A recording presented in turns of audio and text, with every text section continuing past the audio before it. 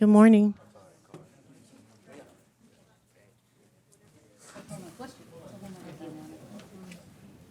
Good morning. Good morning. This is the regular meeting for the Board of Fire Commissioners. Today is November 21st. Ms. Gomez, can you call the roll? Hudley Hayes, Here.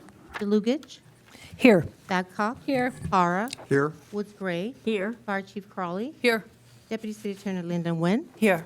You have a quorum. Thank you. Chief Raleigh? Everybody stand, please. Stand over your heart. Ready? Begin. pledge allegiance to the flag of the United States of America and to the republic for which it stands, one nation, under God, indivisible, with liberty and justice for all. Please remain standing and join me in a moment of silence in honor of our past and present members of the Los Angeles City Fire Department who devote their lives to the protection of our community. Thank you.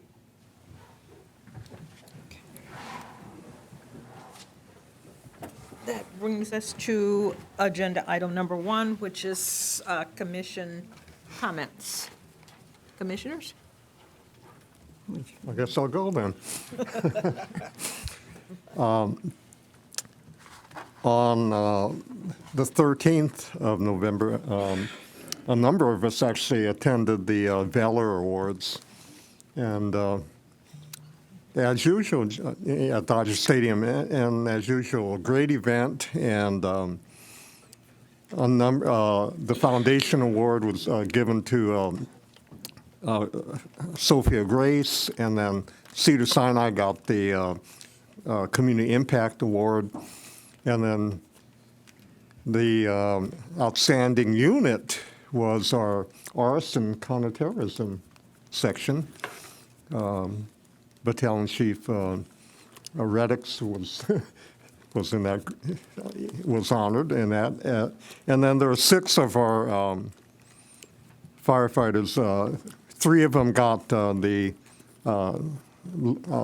special letters of commendation, and then 3 got the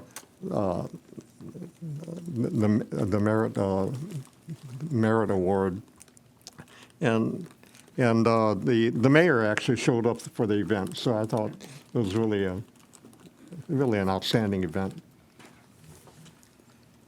And then this past Saturday, the president of our board was in attendance with me, and it was the youth academy graduation, and it was at the upper deck of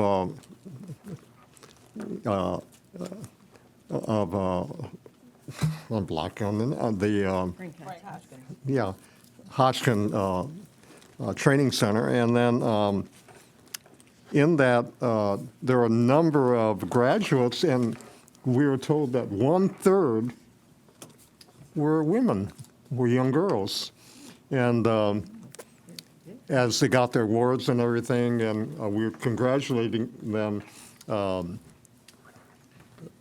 our Commissioner Hudley Hayes made points of, especially pointing out to the girls as they came through, we need women. So consider, joining LAFD as you go along in your career. So it was a great event. Thank you.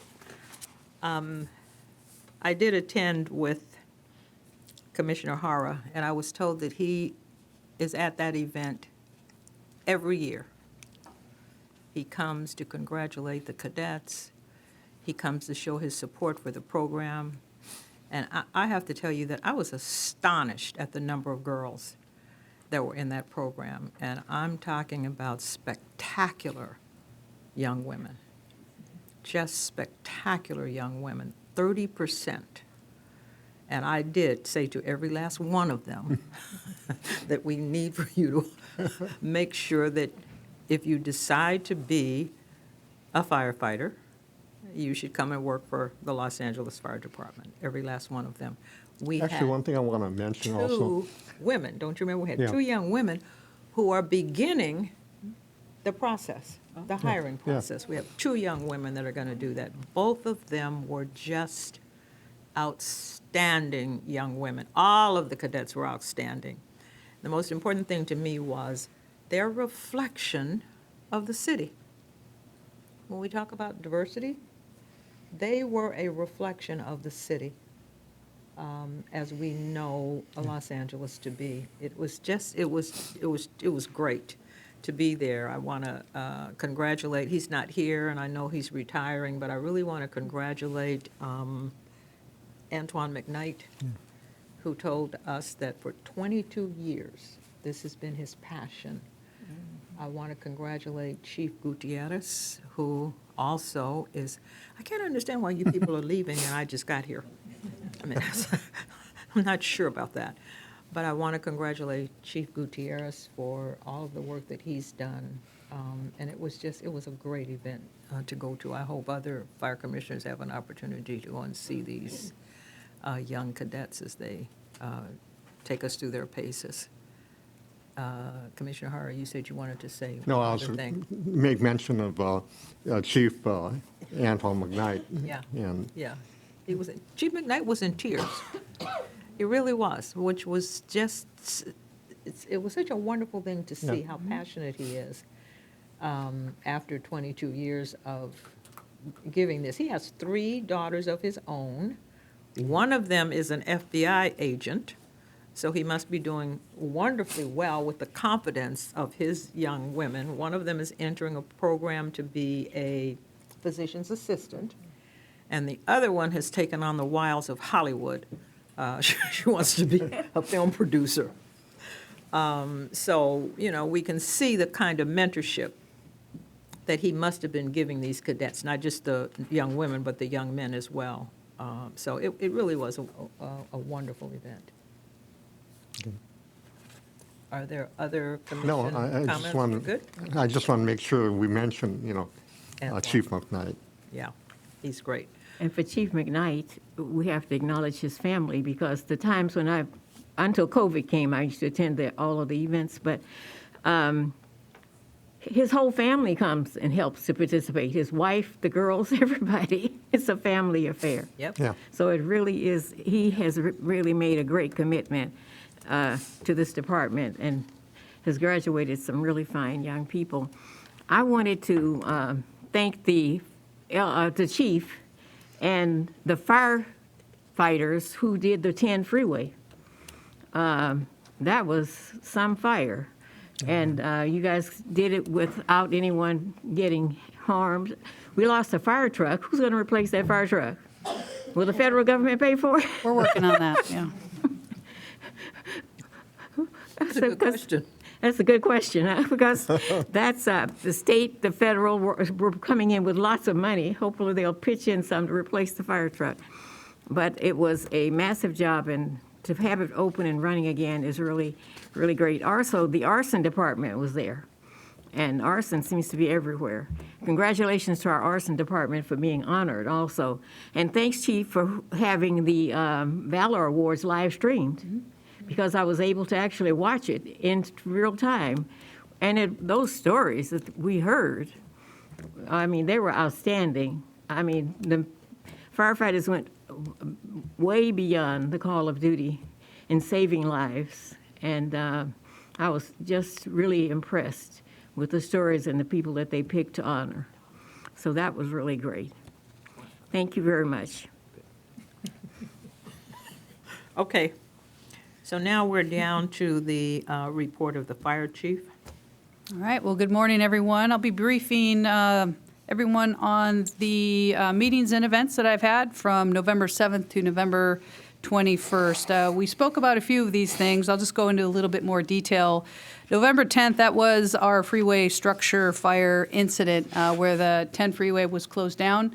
Thank you, commissioners, for speaking briefly on the hard work and dedication of our field personnel and our arson section. Tremendous type of an incident that was fast-moving, and our members did do an amazing job when it comes to the amount of time and effort that it took to extinguish that fire. And we had 162 firefighters at that early morning fire. I know one of our deputy chiefs is going to be speaking a little bit more on the details of that incident. The following few days, November 12th and 13th, as you may or may have not seen, multiple press conferences with the city family, with the state, and even on the federal side.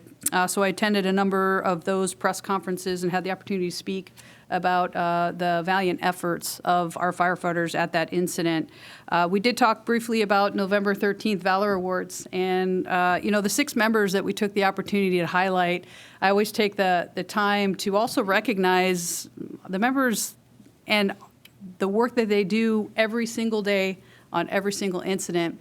But it is an incredible opportunity to actually highlight those members that went above and beyond. And what an incredible night. The foundation does such an amazing event every year. They raise a tremendous amount of funds, a lot of support, and excellent way where we were able to honor the Medal of Merit members. There was 3 of them, as well as 3 special accommodations. And of course, we talked about the arson section and to highlight the amazing work that they do. On November 14th, it was interesting, back-to-back. We had Valor, and then we had the opportunity to show up in full city council. And CD1 wanted to highlight, for the right reasons, our city council presentation honoring Fire Station 11, and specifically Truck 11, as being the busiest truck in the entire nation. So we had the opportunity to highlight Truck 11 and the entire fire station. In fact, my alma mater, extremely proud of the members there, and they do an outstanding job. What a fantastic way to highlight the many things that our people do. Also that same day, we did take the opportunity to utilize one of our LAFD helicopters to do aerial reconnaissance. And we did that two times with the mayor, and we brought different people up in the air to show and demonstrate the pinch points that were even outside of where the closures were. And that actually helped the city strategize on what and how we're going to utilize DOT officers.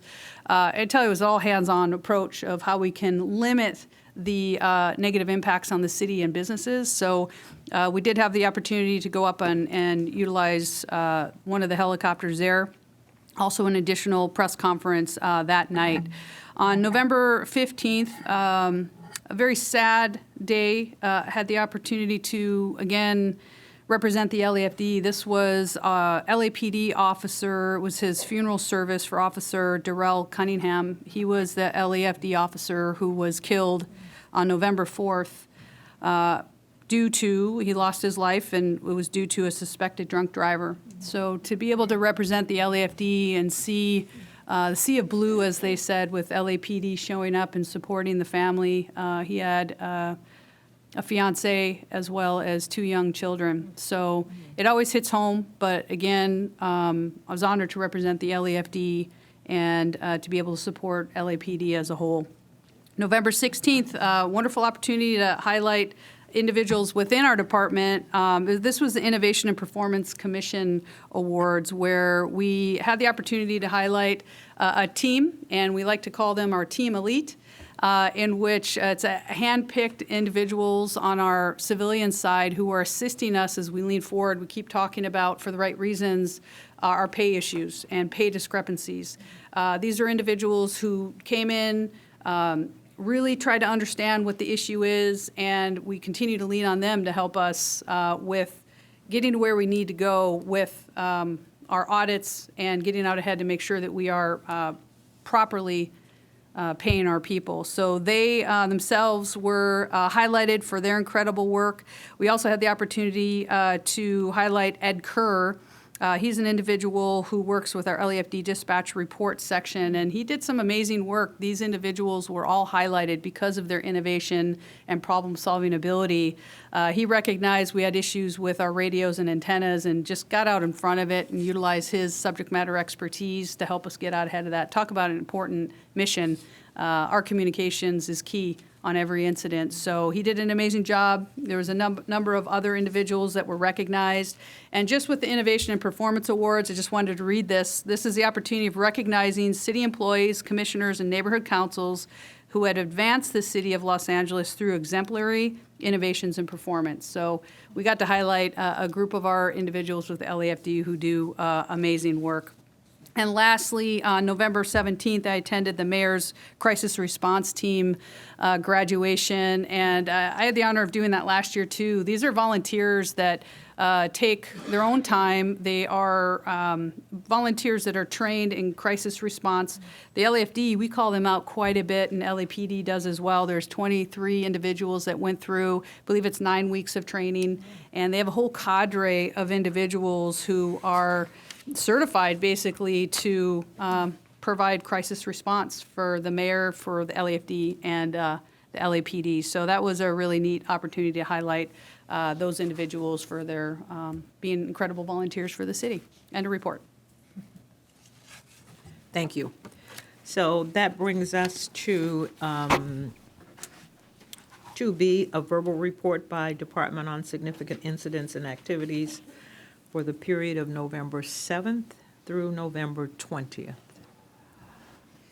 Hi, Chief Moore. Good morning. Good morning. Good morning, Madam President, Vice President, Commissioners, Chief Crowley, City Attorney Gwynn, Ms. Gomez, and those in attendance this morning. My name is Deputy Chief Jamie Moore, assigned to Operations South Bureau, and I'm here to highlight an incident that occurred this last Sunday. I'm going to briefly tell you about a 22-year-old young lady who showed up at Fire Station 64 probably with one of the toughest decisions of her life, and that was to give up her 8-day-old baby. And it was a safe surrender. The baby was brought in great health in a car seat. The mother was accompanied with a social worker. The members of Fire Station 64 were extremely professional, very caring. Rescue 64 and EMS 13 accompanied the child who was in good health to the hospital, and social services took over from there.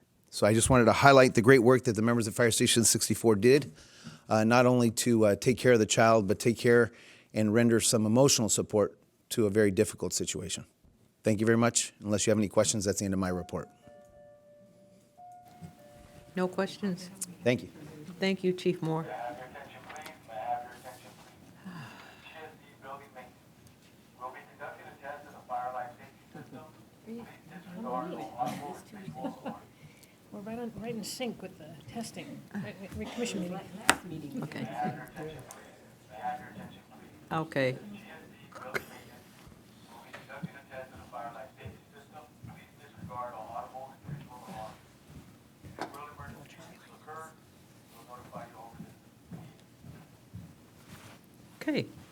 Good morning, Madam President, Madam Vice President, Commissioners, everybody in attendance. My name is Dean Zipperman. I'm an Assistant Chief Operations West Bureau, and I'll be speaking today on behalf of West Bureau's Chief Fields on vacation. I wanted to note a significant incident that we had in the Hollywood area. As you know, Hollywood is one of the biggest impacted areas of the city with tourists. This notable incident happened on Wednesday, November 15th at about 1 o'clock in the afternoon, at the time when all the tourists were out actually on Hollywood and Highland Boulevard.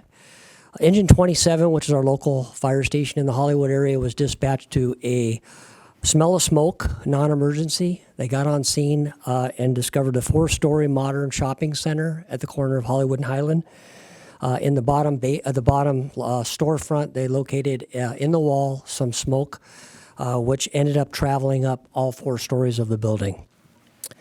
And based on that, they took quick actions to notify our dispatch center, fill out the rest of the assignment for structure response. All the resources got on scene and started working diligently to ensure that all 4 floors were covered with firefighters, fire attack, and ventilation operations. It is due to the quick actions of these firefighters that the damage was minimal. It was kept within the wall. They immediately notified building security to assist with building evacuation. And I'm very happy to note that all the 50 firefighters on scene and the quick actions that we kept the building damage to a minimum. We were able to reoccupy it, and tourists just kept on coming back in right after that. So with that, I wanted to thank our Battalion 5, our command team, as well as the firefighters in Hollywood for another great day of action. Thank you very much. Thank you. Were there any questions? No. Thank you, Chief Zimmerman. Good morning, Madam President, Commissioners, Fire Chief Crowley, staff, and members here at the commission meeting. My name is Philip Flegel. I'm assigned to Operations Central Bureau. I'd like to highlight the actions that our members did on the day of the 11th with the 10 freeway fire that we had there, major emergency structure fire, basically. So on November 11th at 12:22 hours in the morning, LAFD firefighters and paramedics were initially dispatched to report a rubbish fire at the intersection of 14th Street and Alameda Streets, located in Fire Station 17's first in Council District 14. LAFD firefighters and paramedics were on scene within 7 minutes and 2 seconds. First arriving resources reported a pallet yard fully involved and modified this to a structure fire, and additional resources were dispatched and responded. The initial size up was a large 200 by 200 pallet yard with exposures, multiple buildings, trailers, and it was all located underneath the site of the 10 freeway. Firefighters initially deployed on offensive mode, but then quickly transitioned into a defensive attack with heavy stream appliances and large hand lines to suppress the stubborn fire. LAFD firefighters faced rapidly escalating incident with extreme fire behavior, hazardous materials, water supply challenges, and the fire would eventually grow to about 8 acres, which is equivalent to 4 football fields worth of fire. Despite the unique circumstances, the significant fire load fanned by onshore flow, the fire burned over a fire engine, and our members were able to stop the spread of the fire to 3 adjacent buildings and limit the fire's impact to the 10 freeway underpass. Due to the size, scope, and complexity of this incident, it grew into a major emergency fire, and 126 firefighters and paramedics nearly battled the fire for nearly 3 hours. The initial investigation revealed significant damage to the underneath of the Santa Monica Freeway and required full closure of the freeway. While over 100 concrete support pillars were damaged by the fire, the loss-limiting efforts of the LAFD directly contributed to the collaborative efforts that allowed the 10 freeway to be open much sooner than initially anticipated. LAFD heavy equipment operators responded with bulldozers, and the LAFD robotic fire suppression vehicle also assisted in the fire extinguishment of this incident. Additionally, LAFD overhead personnel, LAFD command staff, the fire chief herself, multiple state and federal local partners also responded to the incident for the mitigation and recovery efforts of this incident. There were no civilian or LAFD member injuries, and the specific cause is still under investigation with our Arson Counterterrorism Section, CAL FIRE, and LAPD. Are there any questions that I can answer? Great, thank you. No, I just commend you and your staff in that area. Thank you very much, ma'am. Wonderful work that you did. I have a question. Yes, ma'am. I'm always interested in budget. I cannot tell you how proud I am to be part of the Los Angeles Fire Department, even in a civilian capacity. The skill, the dedication, and the operational excellency of the Los Angeles Fire Department is, bar none, probably the best in the country. My questions are always going to be how this impacts our people, how this impacts our resources. We're in a budget cycle now, and there is a cost for us doing the job that we do in the excellent manner that we do it in. This is certainly within our purview. We are a public safety organization, but that was a tremendous amount of resources. We lost a piece of valuable equipment, and we have members who put in an incredible amount of overtime, I am sure, from arson to firefighters to the command staff, all the way up to the chief. So I am always going to be one of the commissioners, I think we all feel the same way, who is going to continue to beat the drum and say there is a financial cost to this. So I hope that people that are watching, I hope some of the people in the city council are watching, because we need to make sure that we are offsetting the impact that these things have. We certainly had no way of knowing that this was going to happen. But it also requires us to continue to be vigilant about the fact that we really need to make sure that our budget is as robust as it possibly can be.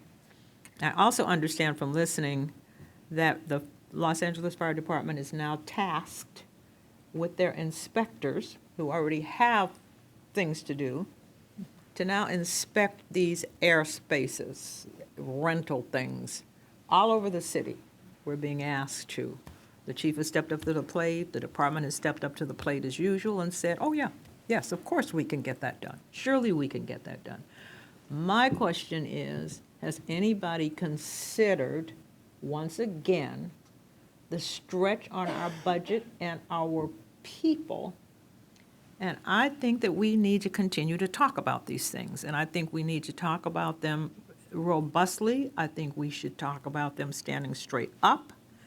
I am happy that we respond. I'm happy that we say operationally we're going to do these things. But at some point in time, we need to tote up what that bill looks like in terms of resources, in terms of manpower, in terms of all of those things. We're entering brush clearance. So then we're going to have this on our plate, which we do not get reimbursed for.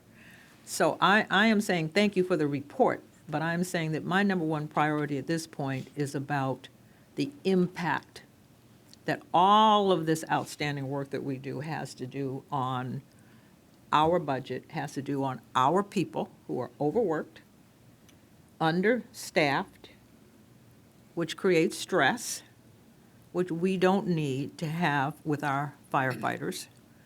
And so I think that we have to continue to send a concerted message that we cannot continue this way. We just simply can't. Somebody has to hear us. What did you say? Doing more Turn with- your, Well, no, we can't continue to do more with less. yeah. That's my We can do more comment. with more, though. And I think we have to also, Madam President, begin to identify that these spaces don't belong to the city. Again, as we talked about at our last meeting, it's the county, the state, the federal government. Because I've had problems with Caltrans and things that are parked under those freeways in the past. So I know that they say, oh, that's Caltrans. So if it's Caltrans, that's the state. Somebody at the state level should be trying to put a line item budget and send us money. And somehow, how do we go about letting them know that? Do we need to let the city council people know that they do that? That they need to step up to the plate? Well, you know, I tend to be more of an activist and more forceful than that. We need to let the state know. I don't know how that happens. We have a city attorney who's sitting here. I don't know whether that is that the commission generates some kind of a letter speaking about our concern as those that govern. We don't run the fire department, but we certainly govern the fire department, and that should be part of what we should be able to do. We should directly bring that to the attention of Caltrans. Yes, the city council, but I think that we should be much more forceful about it and say to Caltrans, we are clear that you need to put a line item in the budget to at least reimburse us partially for what, yes, we're tasked to do, but there's a cost to that. I mean, I don't know. Can we do that, Linda? I mean, you can always do that as a citizen, but let me look into. Whether we can do it as a discussing commission? Okay. But it's much more forceful if it's a commission. As a commission. I think it's more impactful if the commission can do it. Right, Governor Newsom. Yeah, I'd imagine we could write a joint letter together as a commission and ask for the full reimbursement, so they meet us halfway, let them come back and negotiate, ask for it all. Yeah, if you can look into that for us and find out whether or not we can do that. Okay. And President Hudley Hayes and Commissioners, thank you for the continued dialogue on this and to raise the bar in regard to the communication. From the city side, you ask about the budget, and we talk about underfunded, understaffed, under-resourced. So our current budget ask does address additional emergency services and resources and staff. Our next budget ask talks about actually growing out our arson section. Our next budget ask talks about and requests the need for increasing our Fire Prevention Bureau with our Inspector 1, Inspector 2s, and supervisors. So it's laid out in a strong manner. Now it's a matter of making sure that we continue to address the needs, and we have a strong strategy forward to support the fire department in the way we need to be supported. And I think we can, if I may, We can work with Mr. Hernandez to figure out how it can be deployed to go talk to council members and to various committee meetings. So use us, don't abuse us. I think also, Madam President, we have documented all the hours we put into that incident, the equipment that we used, and expenditures. It's been documented. I believe we're submitting that to the state for reimbursement. So at least for this incident, we are trying to recoup some of the money from that as well. The fire engine's a different story. I think we're working on that right now, but all that stuff is being addressed. Yeah, that would be great if we could have that, all of that data, because it would strengthen, if possible, if the city attorney discovers that the commission could send a letter, it would strengthen the ask. You know, if you're putting all that data together, if we can put dollar amounts to some of those things. I hear you saying that the fire engine is a whole different matter, but it always helps when people can see the hard, cold facts of the physical impact and why we're asking. That we're not just saying what we think, we're not just saying what we believe, but here is the data that shows just exactly what those resources cost and what they're going to cost. I like the fact that Chief Crowley is always saying lean forward, but what they're going to cost over time if our inspectors are now being tasked to look at all of these airspace things. I never quite understand that. People run in the air, but, you know, that's okay. I'm 100 years old, so maybe that's why. But we need to look at what that cost is going to be moving forward. If we're being tasked with that, we need to try to figure out what that is as well. Okay. Thank you very much. Thank you, ma'am.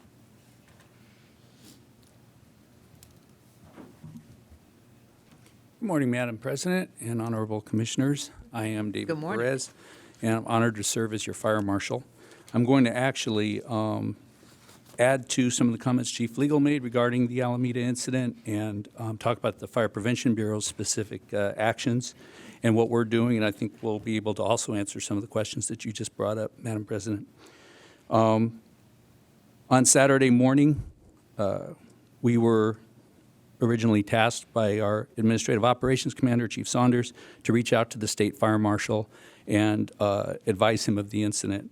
I did make contact with Chief Berlant, who's our California Fire Marshal, notified him of the incident. He had not known about it up to that point. He dispatched a CAL FIRE arson investigator and ultimately an entire CAL FIRE arson team to the incident. As you all are aware, this was a incident that occurred on state land. So the Fire Prevention Bureau does not have jurisdiction on those lands when it comes to enforcing the fire code. What we did find out along the course of this past week is that we do have jurisdiction when it comes to enforcing hazardous materials issues, and that's through our CUPA section. We confirmed that with Cal EPA over the course of this last week. The airspace issues are Caltrans identifies their leases in 3 different categories. Airspace means anything underneath or on state land that's not contained. So those open spaces underneath the freeway is considered an airspace lease.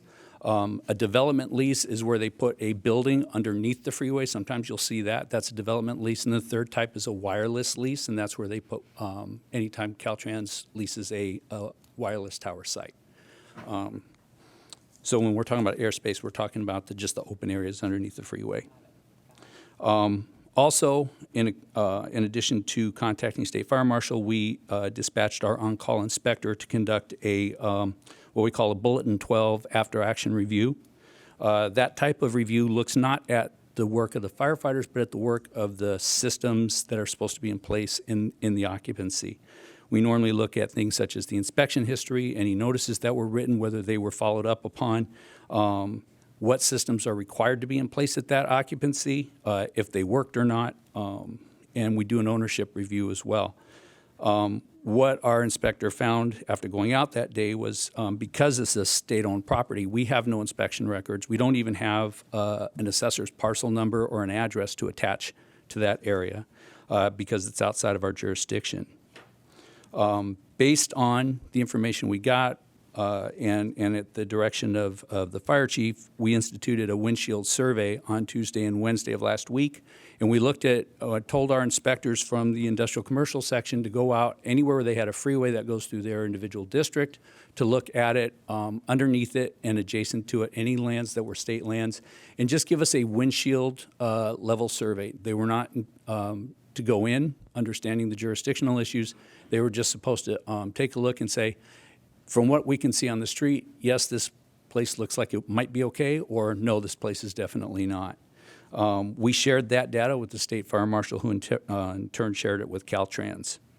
On Friday, I went on a ride-along with one inspector from Coupa, one from the Central Industrial Unit, 2 inspectors from CAL FIRE, and 3 people from Caltrans Region 7 Real Estate Division. We sampled 4 sites out of the list that we had created. All of them had various levels of fire code issues that CAL FIRE is addressing. They also, every single one of them, had hazardous materials quantities that are above the reportable threshold limits. None of those are in our system, and we do have the ability to put them in the system. So starting Monday, yesterday, an inspector from Coupa plus an inspector from the Central Industrial Unit did actually start doing a very thorough sweep of all of the areas on Caltrans or state-owned lands, right now just under or adjacent to the freeways, and they're actually comparing what's under there and if it's in the system. If it's not in the system, we're issuing notices of violation to get the business owner to come into compliance and to register the business with our Coupa system. We also conducted 2 inspections of sites that are Caltrans owned but leased by GSD. One is an LAPD site, one is an LADOT site, and our inspectors went out and looked at those as if they were in our jurisdiction, and we did not find any notable violations at those 2 sites. We're also reaching out to LAWA and the Port of LA to see if they have any leased sites from Caltrans as well. Moving forward, we are developing with CAL FIRE a communication flow so that we can let each other know what we're finding. CAL FIRE told me during the ride-along on Friday that they've been writing hazardous materials violations, but they're inside their own system. They were never telling us about them. So working with CAL FIRE, Cal EPA, and in our Coupa section, we're going to close that loop so that from now on, if they write a hazmat violation, we'll know about it and we'll be able to go out and inspect the property ourselves.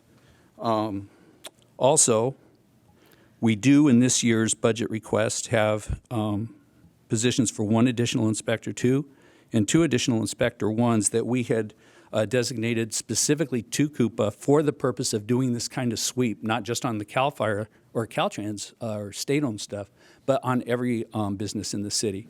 Because we know anecdotally there are probably far more businesses using hazardous materials than are in our system. So the purpose of these 3 new inspectors would be to conduct that kind of a sweep on a citywide basis, comparing as they drive by, looking at a business, seeing if that business is in the SERS system, and then if they're not, going in and conducting an inspection. If they find the hazardous materials over the allowable limit, then they would issue a notice and get the business in the system. And that is the end of my report. Thank you, Commissioners. Just We have quickly, questions? Yeah. on the disconnect with the violations, where else are we seeing those? You're saying we're seeing them around the city at these other properties, or? No, I mean, where is the disconnect? How long has it been happening? Why just now? Obviously, this is a bigger A business has to self-report to get themselves into the system. Okay. A lot of businesses, course. probably just choose not to. Yep. Some it might be because they just don't know about it. Others it might be because they're trying to avoid a fee. Yeah. But what we found is the most efficient way to find that would be to do these sweeps, and we just don't have the personnel right now to Makes do it. sense. Okay, thank you. Is that including the cannabis sites where they're making oils or whatever they do with these things that explode? Yes, ma'am. Oh, okay. So while we're talking about the impact, particularly on your department, your division, could you also put numbers together for us as well when we're trying to look at it?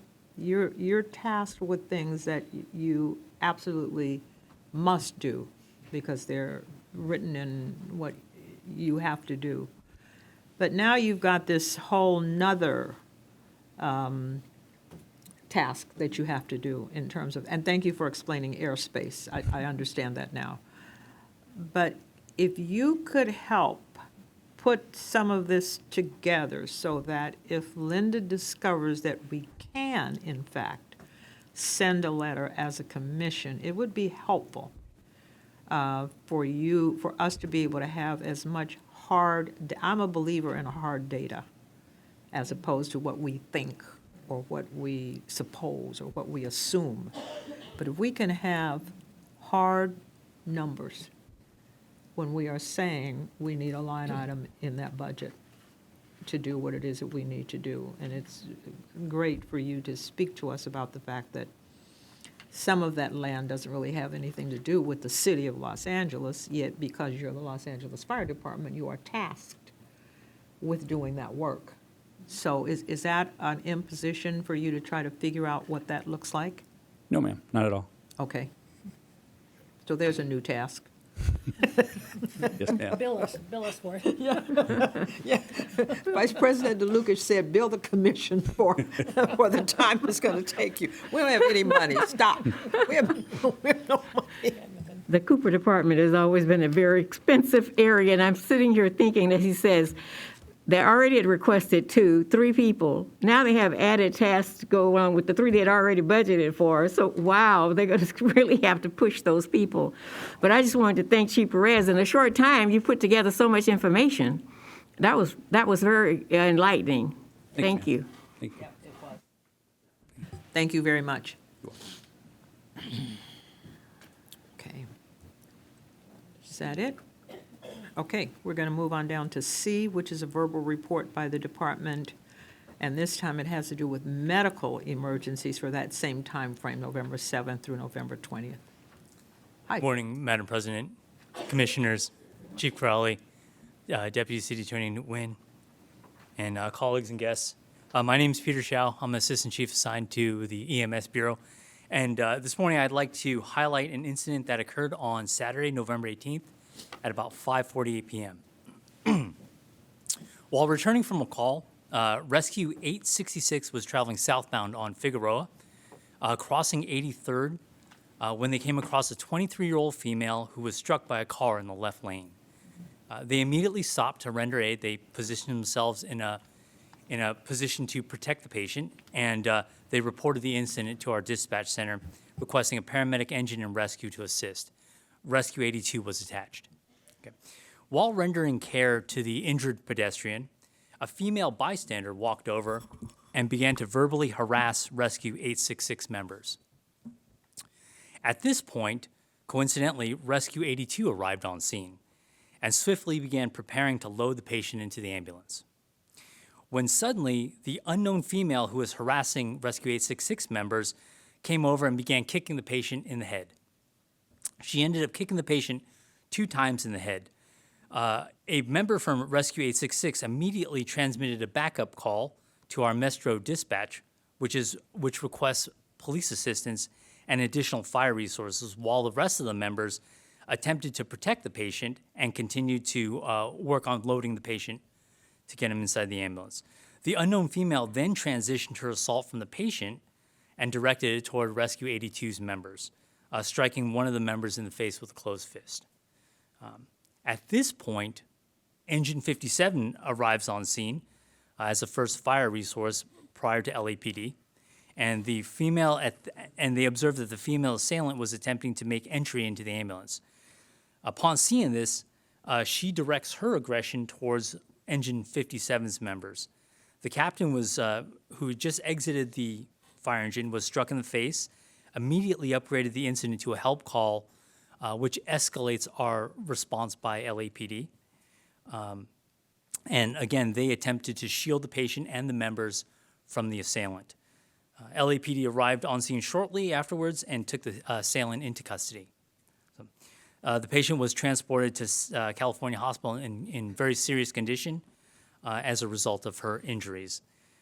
As a result of this incident, 6 members in total were assaulted and did receive first care, with 1 member being placed off duty for next rain. Just one incident that kind of highlights the dynamic work environment that the men and women of the Los Angeles City Fire Department deal with on a day-to-day basis. That's the end of my report. Thank you. Are there questions?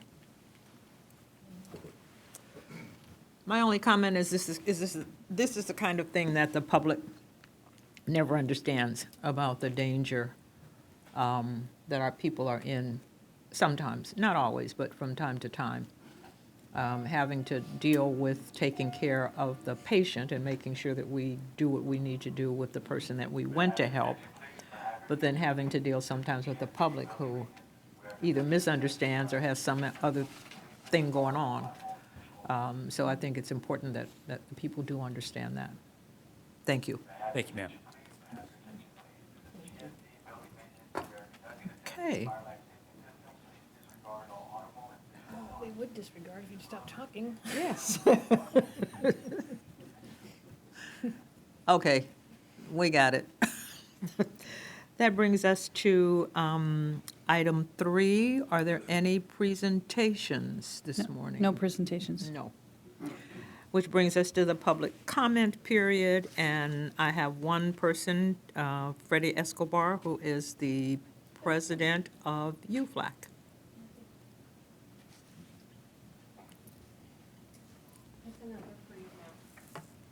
Okay.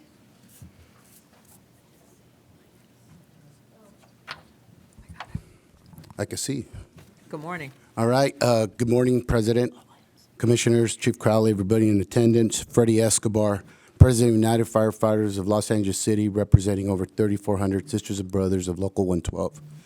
Today's report is on the retention and diversity rates in the drill tower is similar to other reports that show that the LAFD is producing diverse new firefighters without ever sacrificing safety standards.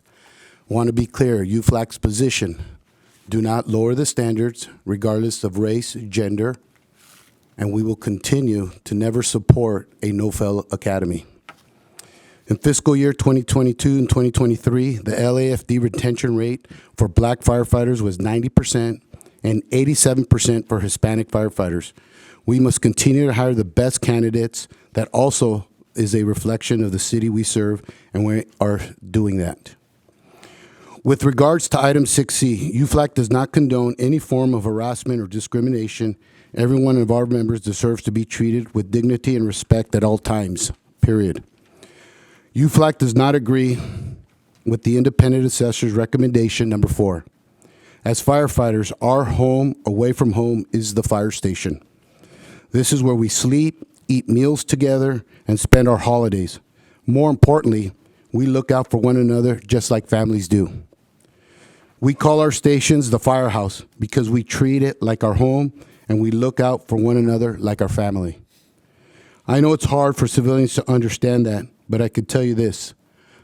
As mentioned, just 10 days ago, I was working on Truck 11 in MacArthur Park when we got the call at around 0 dark hours regarding the 10 freeway.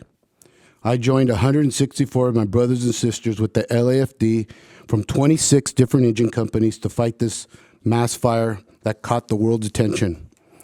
The truth is, our firefighters respond to massive, dangerous structure fires in Los Angeles all the time. This one just got a lot of attention because of the damage of the freeway. I'm proud of how our firefighters responded to this incident. This is what we do every single time we are called. Your LAFD is committed to protecting the people of Los Angeles, but we are tired. We are understaffed and responding to more emergency calls than ever before, and our homeless crisis is impacting the city and this fire department in ways that nobody is talking about. We need a minimum of 4,000 members in the LAFD to respond to these emergencies. And we need to fix the insanity on the street that is causing so many fires and ruining so many lives. Thank you very much. And I just want to mention two things, items that I want to wish everybody in attendance a happy Thanksgiving. And if you're working, to be safe out there. And also on December 1st is our open house at UFLAC. You know, we've moved forward from COVID, and everybody's gotten an invitation, a personal invitation, but I also want to make a verbal invitation to everybody that our house is your house, and hope to see everybody there. Let us buy you a drink, and if you're not drink, a cup of water, soda, whatever your flavor is. Thank you guys very much. Thank you. And our next public speaker is Richard Ramirez, a firefighter paramedic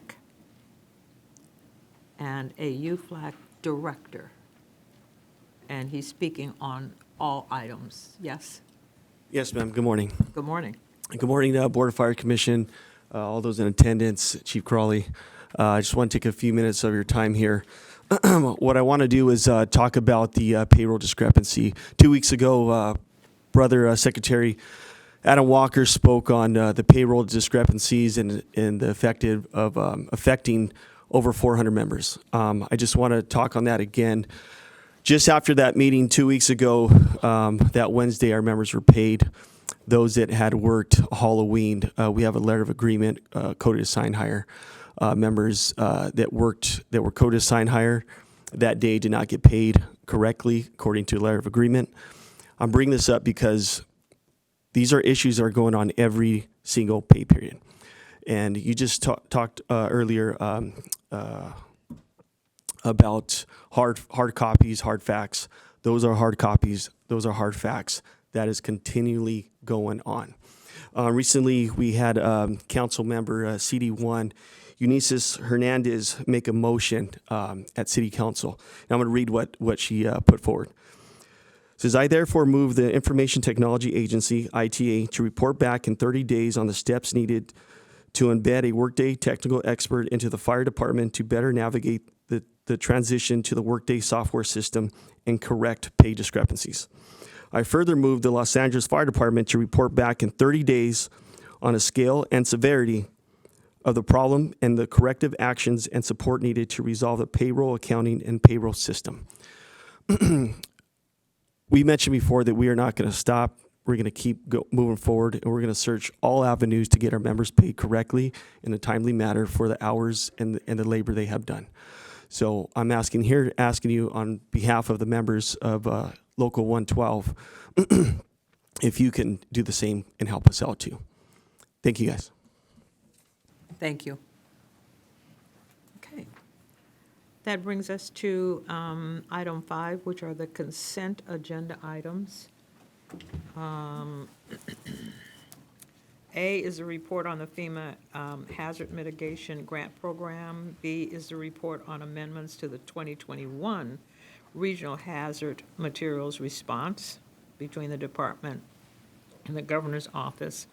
C is the report on the status of LAFD projects. D is the report on 2021 Post-Security Grant Program that's providing funding.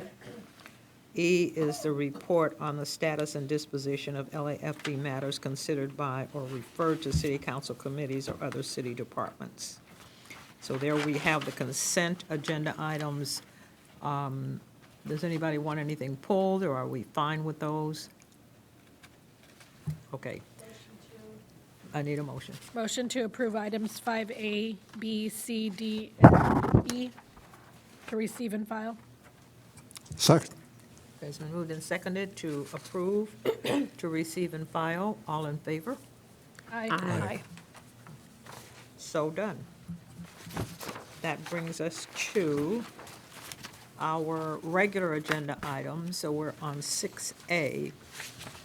This is the report providing update on diversity and retention rates within LAFD Recruit Training Academy in the fiscal year of 2022-23. Good morning. Good morning, Madam President, Chief Crowley, Commissioners. Morning. My name is Tim Lambert. Excuse me. No, I'm okay. Okay. You want water? Oh, you have water. See, a fire, always prepared. My name is Tim Lambert. I'm the battalion. What is happening?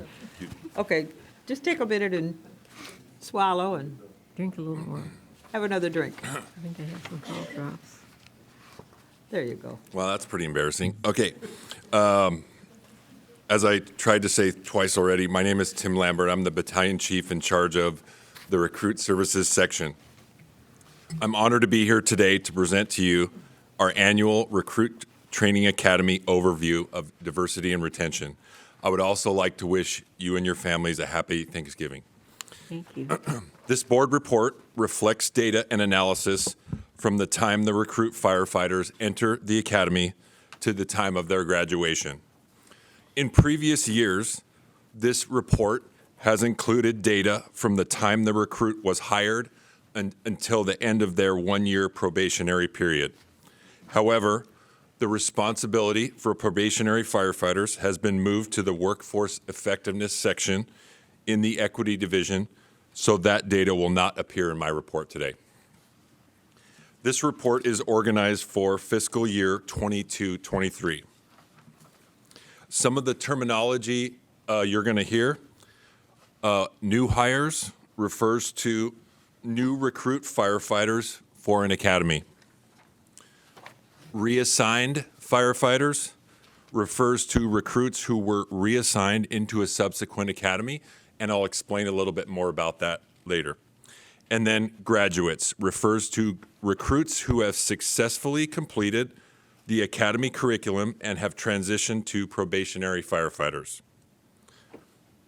The timeline to obtain the full data set from one academy class, which includes all of our aforementioned categories as requested by the Commission, is approximately 4 months. The following chart demonstrates the timeline as it relates to the defined terminology and the stages of a newly hired firefighter. As you can see on page 3 of this document, since December of 2014, we have hired 1,633 new recruits and have graduated 1,401 for a 9-year average of 84% retention rate.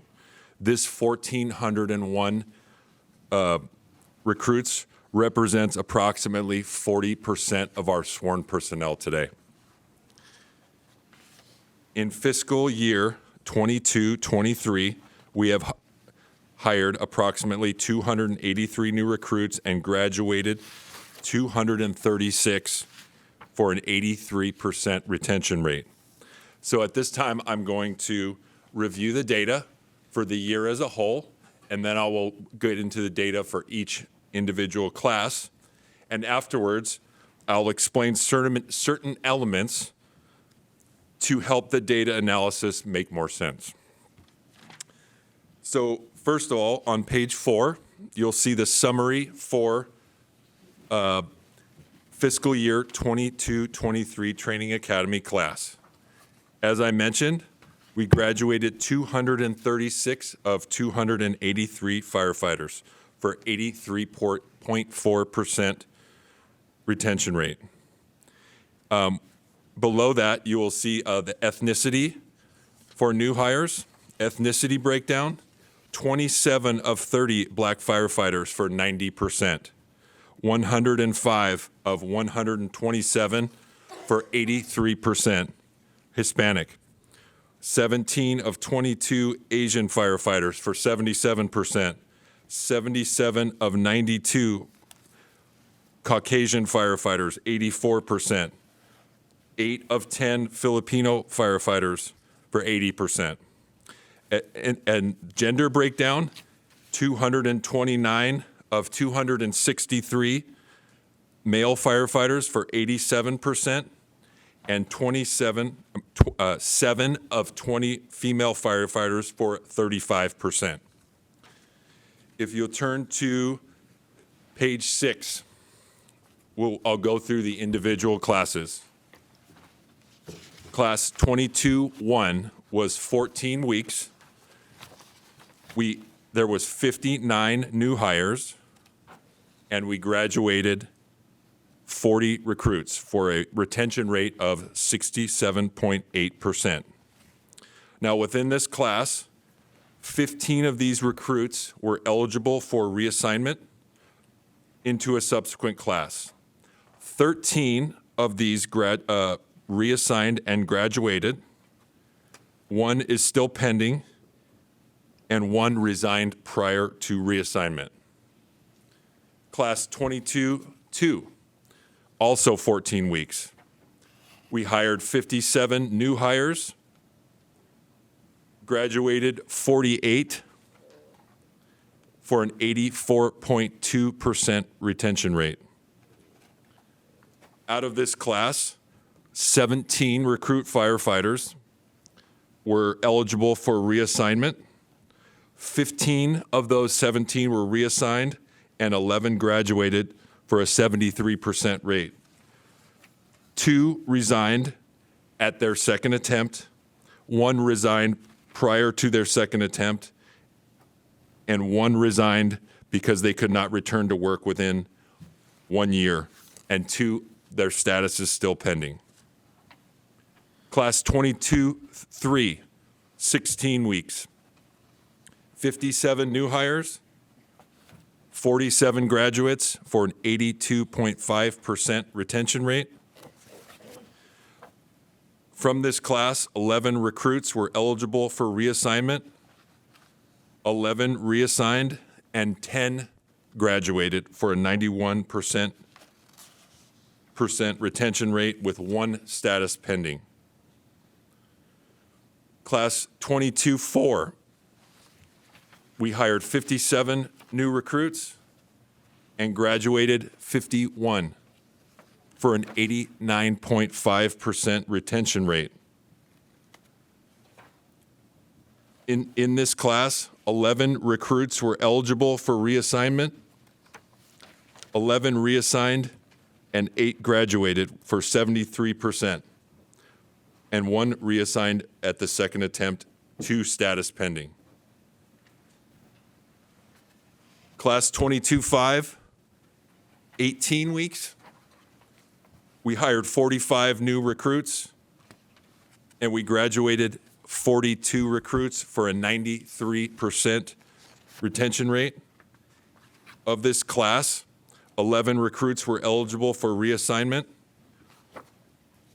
11 reassigned, and 8 graduated on November 2nd for a 73% retention rate.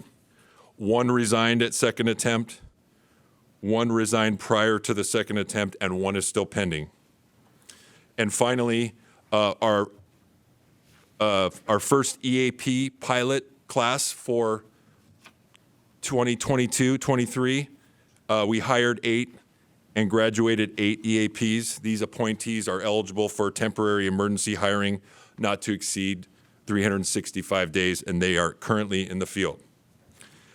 At this time, I would like to talk to you about some of the aspects of what I just talked about. Some of the tools that we use to help our recruits along the way. First, you hear me talk a lot about the reassignment program. During this reporting period, 65 recruits were eligible for reassignment. A total of 52 have completed their second attempt at the drill tower. 50 have graduated, resulting in a 96% retention rate. As I mentioned, 2 have resigned, unsuccessful with the second attempt. Of the remaining 13 eligible for reassignment, 4 are currently in class 23-2, that is in week 10 this week. 2 have recovered from injury and began the drill tower yesterday in class 23-3, and 1 is status pending. 1 resigned because they could not return to work in 365 days, and 3 resigned for personal reasons. 1 accepted a position with another fire department, and 1 returned to supply and maintenance as a mechanic. So the different ways that a recruit can reassign. So if they have an injury or illness and they miss 4 consecutive days or 5 days total, they can be a medical reassigned into another class and have that opportunity one time. They can reassign from what we call the basic section of the academy, which is our hose lays and ladders. And the way that works is the recruit must score 70% or above in both categories in order to graduate. However, if a recruit has a score equal to or greater than 70% in one category, meaning hose lays or ladders, and their combined manipulative average is between 65 and 69, we offer them a reassignment. This is something that's unique to our department, and it's a way for us to not totally get rid of our investment. A recruit that falls just short of graduating, they're given another chance and to meet the standard. And then the third way a recruit can reassign is through our practical application or phase evaluations. There are 3 phase evaluations that simulate what is expected of an entry-level firefighter. The recruit must pass all 3 evolutions to graduate. However, if they're only successful in 2 of the 3 evolutions, then they can be reassigned. To give you a little historical perspective about the length of our drill tower, in August of 2021, the department asked my predecessor and the recruit services section to explore ways to maximize the amount of recruit firefighters that can be trained and graduate each fiscal year. The recruit services section developed a pipeline system that increased the recruit output to the field by 50%, however, increasing the staff by only 30%. Due to extreme staffing shortages, the fire chief requested that recruit services section develop and deliver the training curriculum at an accelerated pace without compromising firefighter or public safety. Therefore, the first 2 academy classes were reduced to 14 weeks, and we continue to meet and exceed the LAFD and state standards. However, to improve training and increase retention, the subsequent 3 classes were increased to 16, 18, and 18 respectively. The academy continues to be one of 16 accredited local academies as established by the state Office of the State Fire Marshal in California. The department is able to certify its newest members in State Firefighter 1, which is an educational and training alignment with the state of California, along with other national organizations. This achievement is in alignment with the LAFD strategic plan, goal number 5, to foster personal growth, professional development, and organizational succession. The academy is currently consisted of 18 weeks of academic and manipulative instruction. Weeks 1 through 4 are what's known as the pre-academy. This began in class 22-4, and there's an emphasis on strength and stamina enhancement and identifying plans for improvement for recruits that initially fall short of department standards in this category. In addition, the recruits are introduced in a non-scoring fashion to their personal protective equipment, their self-contained breathing apparatus, and hose lay and ladder evolutions. So after the first weeks 5 through 13, begin basic firefighter training. And as I mentioned, these are where your graded hose lay and ladder evolutions take place. Weeks 14 through 18 are practical application and training evolutions, where recruits are trained and evaluated on 3 practical application phases. After week 18, recruits are ready to safely undergo 12 months of on-the-job training. The academy continues to meet and exceed the number of hours required by the state, as well as provide mandatory courses by OSHA. Some of the other tools that we have at our disposal to help our recruits along the way. Number 1, our Firefighter Candidate Advancement Program, also known as CAPS. The CAPS was specifically designed for the firefighter candidate. The mission of the program is to prepare the candidate for the rigors of the academy and a career within the LAFD. An introduction to skills such as ladders, basic operations, and personal protective equipment takes place. Candidates who regularly attend the CAP sessions have been shown to have a high margin of success throughout the academy. This is a voluntary program proven to increase recruit success. In addition to CAPS, we utilize the services of the Injury Prevention Unit in an effort to retain recruits. The Recruit Services Section and Injury Prevention Unit cooperate on injury prevention in alignment with goal number 2, strategy 2.3 of the LAFD strategic plan. This collaboration helps to increase recruit retention rates through candidate pre-screening education, drill tower preparation, and injury management.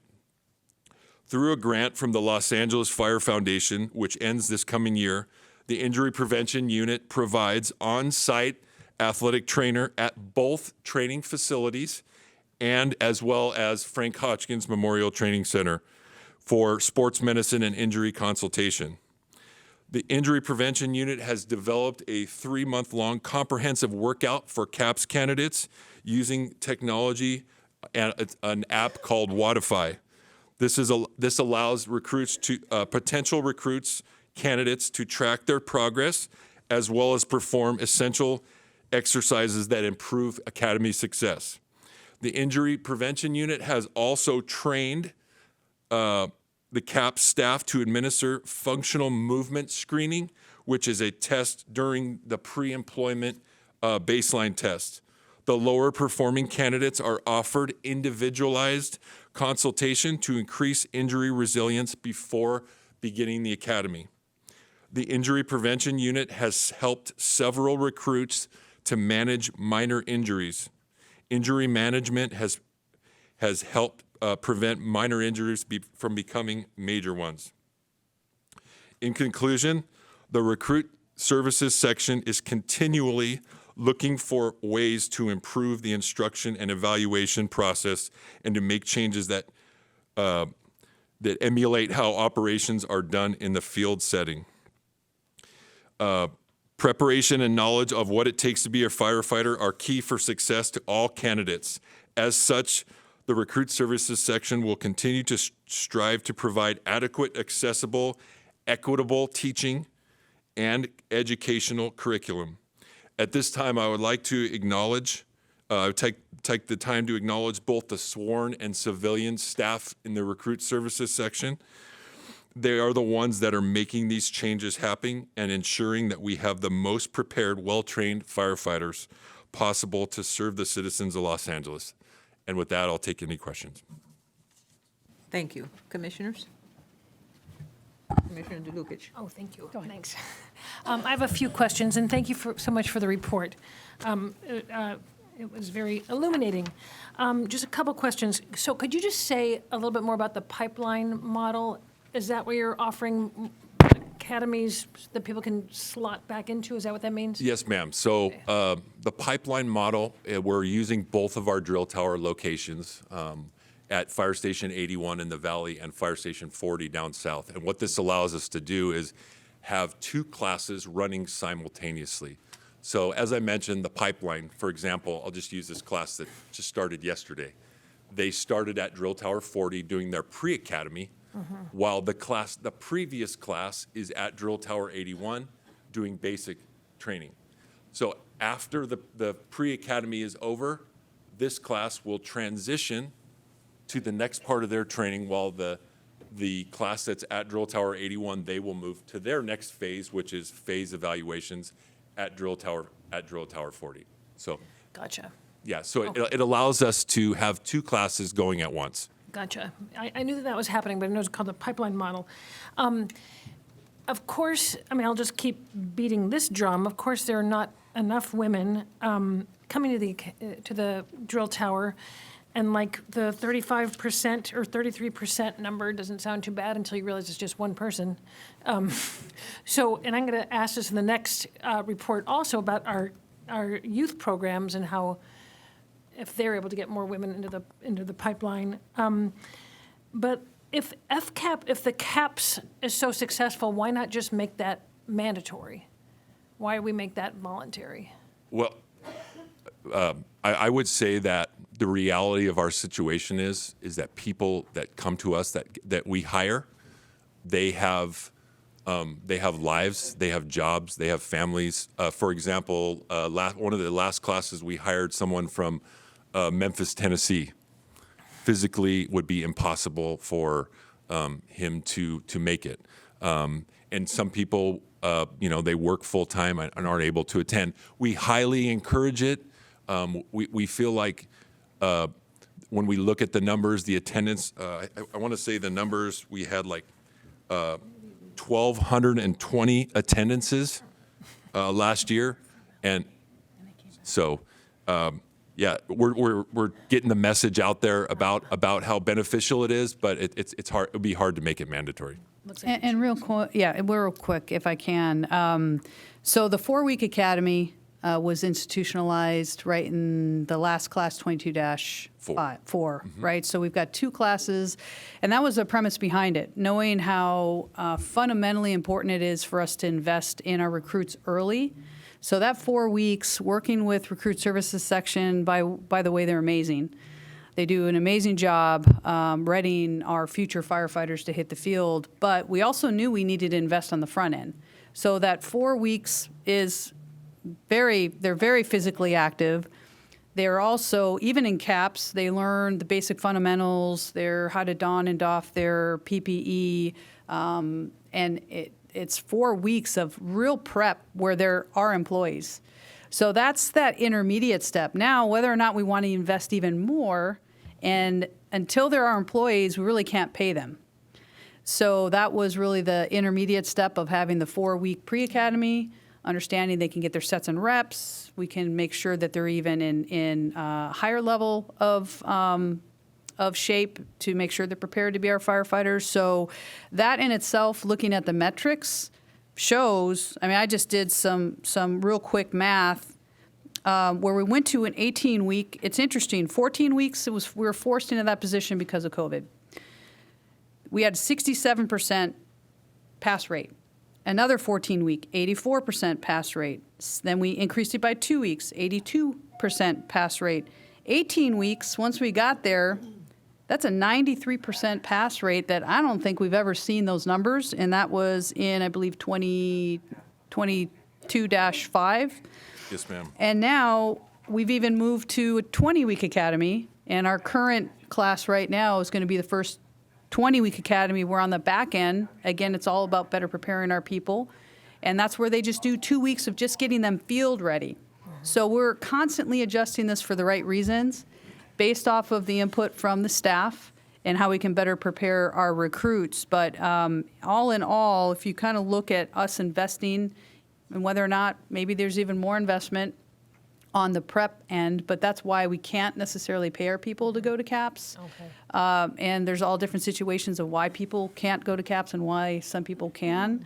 It's a successful program, but we're going to constantly be making those adjustments to better prepare our people. If I could just piggyback on what Chief Crowley said. So anytime a recruit is unsuccessful in the drill tower, I have an exit interview with them, every single one. And a common theme was becoming they weren't prepared.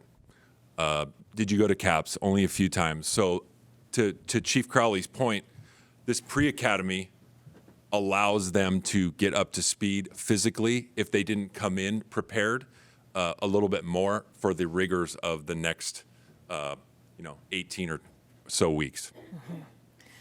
That makes sense, and I'm glad the graduation rate is so high overall, but it isn't for women, and that's why we're looking forward to the drill tower validation study. I mean, what is required? What is necessary? I mean, I'm disappointed there aren't more women in the emergency paramedic program, but that's a recruitment issue. Anyway, so I think the graduation rates are great, but they're not as great for women, and I don't know if there's some way to get money from other places, whether it's the Fire Foundation or women's organizations or someplace who would be interested in sponsoring women to participate in CAPS, but I think that's something we could, or I could, look into. To speak to that a little bit, as a father of a daughter myself, that 35% number doesn't really make me that happy as well. However, the more we've looked at the data, I would like to say and explain a little bit, the percentages don't necessarily tell the whole story. First, I feel like comparing the number of new hires for kind of what you mentioned, the number of new hires for males, 263 to 20, percentage-wise, that's not statistically equal. Another thing is, I mentioned it doesn't tell the whole story. If you'll allow me, just if you flip back through the classes, the way we track the recruits is we track them when they get hired and when they graduate or leave. So some of these numbers are a little bit skewed because they get pushed to the next class. And as a matter of fact, of those 13 women that weren't successful, 4 of them are still pending in our process through reassignment. So it doesn't statistically tell the whole story. However, so I'll just go through by class real quick. For example, 22-1, we had. So we started with 3, we graduated 1, 1 left with an injury, which is number 3 there, and she ended up timing out with a 365 days. So if a recruit leaves the academy with an injury, they have 365 days to come and start a new one. So that's what I'm referring to with the 365, and then 1 resigned on performance. In 22-2, if you look at it, so we started with 6, we graduated 1. As you go down there, number 2 got reassigned and graduated with another academy. So that retention rate is not showing up for that class. So you can see kind of where I'm going with this as I go down. So that's how you end up with, for example, in 22-3, there being 0%, and in class 22-4, there being 150%. So Right. That's what leads to that. Some of the things that we've done to increase retention across the board, not only with female candidates, we are always open having conversations and suggestions with the firefighter recruitment section, as well as all of our stakeholder groups, including LA Women in the Fire Service, the Stentorians, and Los Bomberos. As we've mentioned, we've added the pre-academy to increase firefighter fitness and performance in the academy, and to introduce the basic skills that they will be tested on in the next phase. As I mentioned, we use the LAFD's injury prevention unit. One of the things that I didn't mention is Chief Gutierrez tasked them with doing a biomechanical analysis of some of our evolutions, and we're in the process of implementing some of those changes as well, as far as injury and practicality for the recruits. As you mentioned also, in conjunction with Training and Support Bureau and the Commission, we've completed a draft for an RFP for a third-party validation study of the Training Academy as a whole to examine the possibility of disparate impacts and potential barriers for success to any recruit firefighters. And then Chief Crowley also mentioned the 20-week pilot program. Mm-hmm. The 20-week pilot program, we feel like it's very beneficial in adding some of the practical things back to the academy that we lost when it went down to 14 weeks, such as live fire training and some of the practical application in the field trips that we lost. And it really helps to connect the dots for some of our recruit firefighters. So we're happy. We've been proactively looking at it and doing everything we can. We're open to suggestions, improving going forward. Well, I appreciate that. Now, just one last request, and thank you, Chief Lambert. I don't think we have to wait for the drill tower validation study for you, who are the experts, you all in this section, to report back to us on where are the female candidates unsuccessful? Where are they dropping out? and what are strategies that can be used to better prepare them. I think recruiting more women to come in is another issue, but you all know, we don't have to wait for a validation study. Please come tell us where we're losing them and what your ideas are for, and maybe it's that 20-week program, and maybe it's specifics within that, but I would appreciate hearing that in some reasonable amount of time, which I don't know what that would be. Is 3 months too long, too short? It'll work. Okay, so in 90 days, please. So she's asking for 90-day report back. Sure. Yeah. You want it verbal or written? Oh, written. Okay, written so that we Yes, can ma'am. see the data. Thank you so much. If I could suggest something too, Commissioner Deluge, a couple years ago when I first came on the commission, I actually did a walkthrough through the drill tower. I am of the same school of thought that President Escobar mentioned about, I'm not for a no-fail academy for multiple reasons, but if you walk through, you'll be able to see throwing ladder, the weight of certain equipment, and that's for men and women across the board. But it did do me some good to see that for myself, to understand, because I had the same similar questions you had then as well about, these not enough women coming into the department, with getting them in and then ultimately getting hired. But that, again, we could look at these numbers for both men and women and really try to understand, where some of those challenges are within the drill tower. And if we are to allow people to pass through that can't throw ladder or can't do certain agilities, we're doing a detriment to the city. So I think we got to be mindful about understanding what that means, and walking through would be, I probably should do it again as well, but I did it a couple years ago, so I'd recommend it for anyone that hasn't done it yet. Yeah, and I'm certainly not suggesting we lower standards. And that's part of what the validation study will show us, is what is absolutely necessary. And I know that's something Chief Moore and others have been looking into. And I would like to go to a drill tower and have a look at that. But again, I think there might be other reasons why women are washing out. Thank you. President, Mr. President. Woods Gray? I've had a concern about the fact that many people fail on ladders and hoses. And because I'm a teacher, I believe that there are many modalities that can be used in different ways to teach the same subject. And it concerns me always that the recruitment tower has one way maybe of teaching it. And I too walked through, and I was very pleased actually to see that the curriculum was taught, then it was practiced, and then it was tested. So, it was following good educational practice. But I don't see, and I didn't see, I haven't heard of different ways, except Chief Gutierrez has mentioned this, and now he's leaving. He's the first one to talk about the modalities of teaching skills at the tower.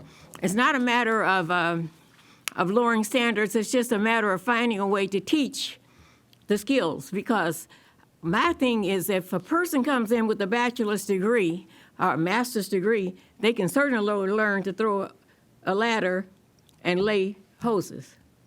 It can be taught to them in some way. I'm so sure.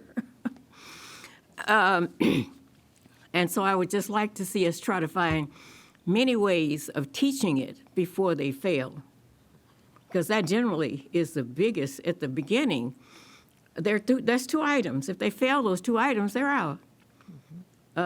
So I've always been concerned about that the modality, that we need to look at different learning modalities for students and find different ways of teaching, because you can teach math and everything else in so many different ways. But you're not lowering the standards. Still, in the end, you're going to get 2 + 2 = 4. But they've learned it in many different ways. I appreciate and thank you for the report, and appreciate the way that you presented it, because it's a different way than it's been presented in the past. Thank you. Thank you.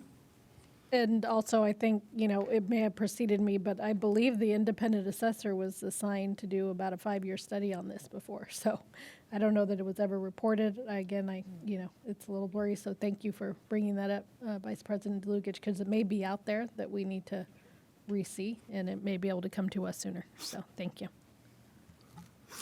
No, the independent third-party validation is something that we've been working on. It hasn't been done yet. But there's nothing wrong with having the independent assessor do an audit also, if that's what we wanted to do. If we wanted to have that happen, I think that's fine. Yeah. So basically, we had only 20 females hired in 2023, right?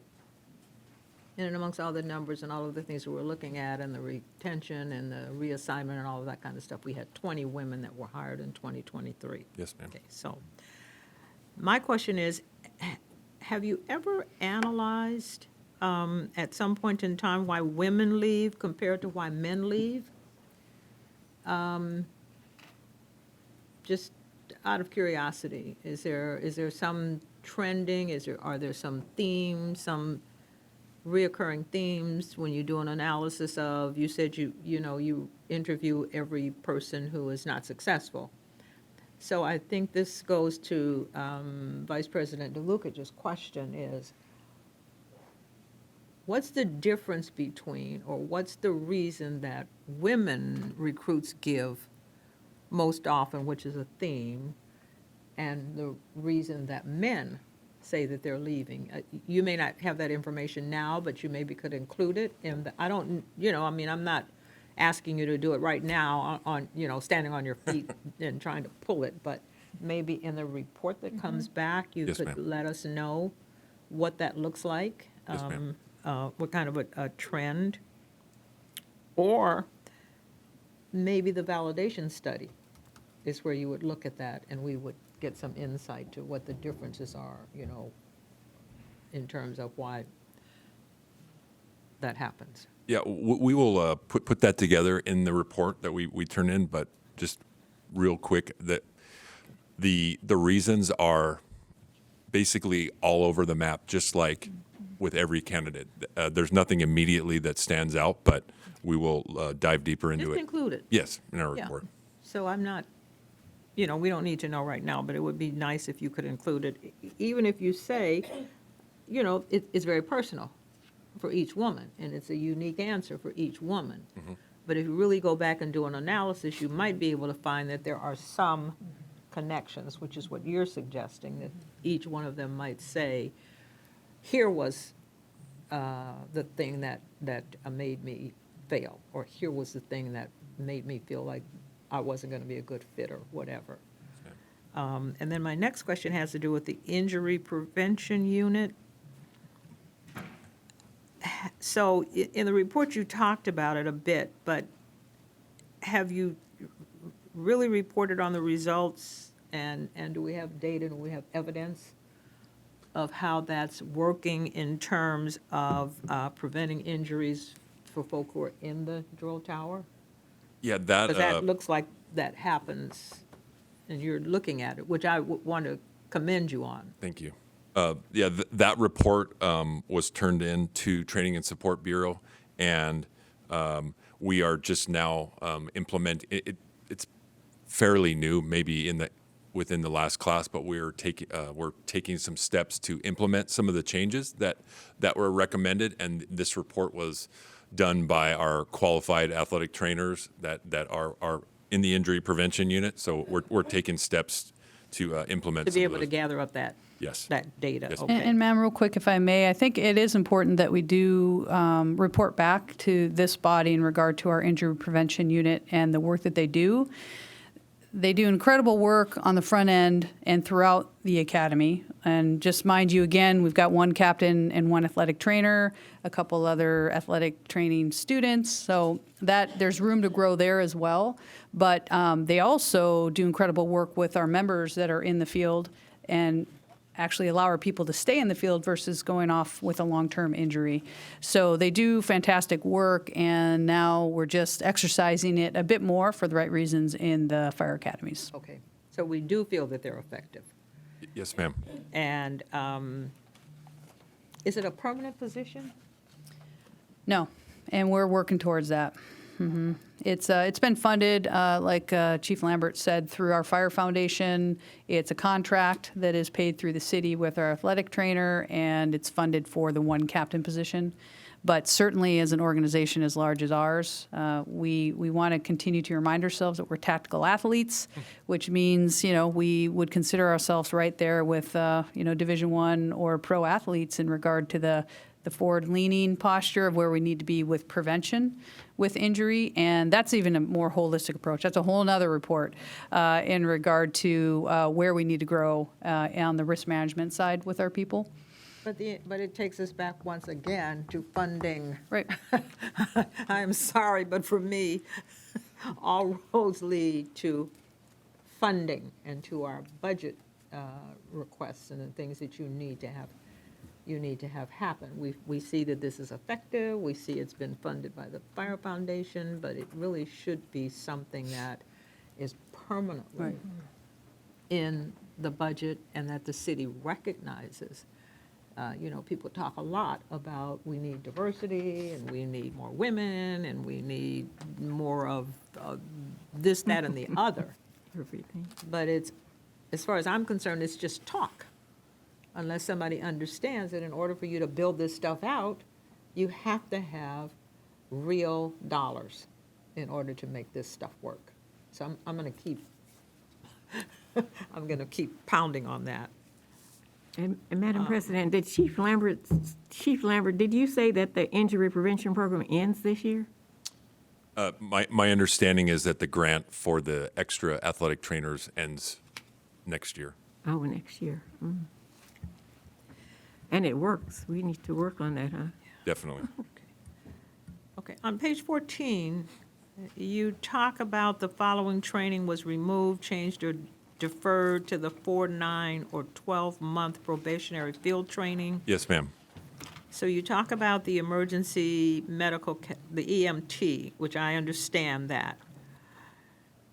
But it says EMT training and scenarios are delivered throughout the academy.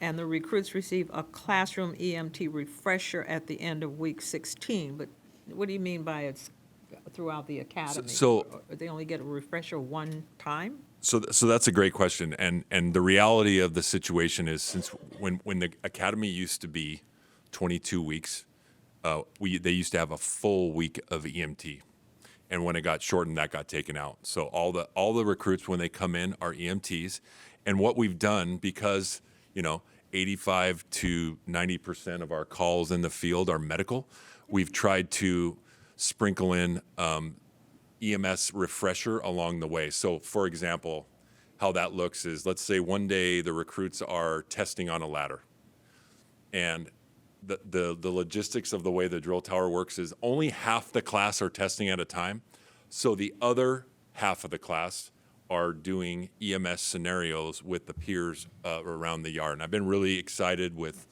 the drill tower staff and their ability to really run with it and give the recruits practical refreshers and test their EMT skills. So then when they get to the end of the academy, we use our EMS training staff and they give them a refresher, and that will allow all their EMT dates to be the same, so that down the road in 2 years, that when they have to get recerted again, they all go together. Okay. Which is the way I understand it. Right, So and if go ahead, ma'am. That's what I didn't understand, where it says our recruits, they receive a classroom refresher at the end of, but they're getting it Right. continuously. They're getting it continuously, but one day toward the end of the academy, they all get recertified. Right. Yes, and that was actual purposeful action, and that, again, kudos to our recruit services. We knew fundamentally, again, getting back to what Chief Lambert said, with 81% of what we do is EMS, we didn't want to just take this stance of do our EMT refresher one and done, knowing that as soon as our recruits become our probationary firefighters, the reality is it's going to be sprinkled into every single thing, and actually the majority of their day. So we wanted to make sure that that was institutionalized throughout the entire academy. And then they're off and running with the refresher towards the end, because as soon as they hit their field assignment, they're going to be doing everything, right? So that was purposeful action, and that was just a recent adjustment not too long ago. Thank you. And then on page 14 also, you talk about the International Public Safety Leadership and Ethical Institute. Yes, ma'am. And so you have in here that during that 22-week syllabus, the entire first week is dedicated to classroom instruction of the IPSLEI, and it continues. It's continuous throughout the duration of the time that they're there.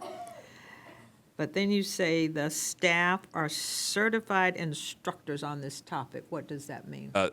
When the IPSLE program began a number of years ago, they needed to do a train the trainer program. So as the years have gone by, the staff members have been trained, and instead of this IPSLE leadership and ethical decision making being one full week, it's sprinkled into the academy in different lectures over the course of the 18 weeks versus one full week.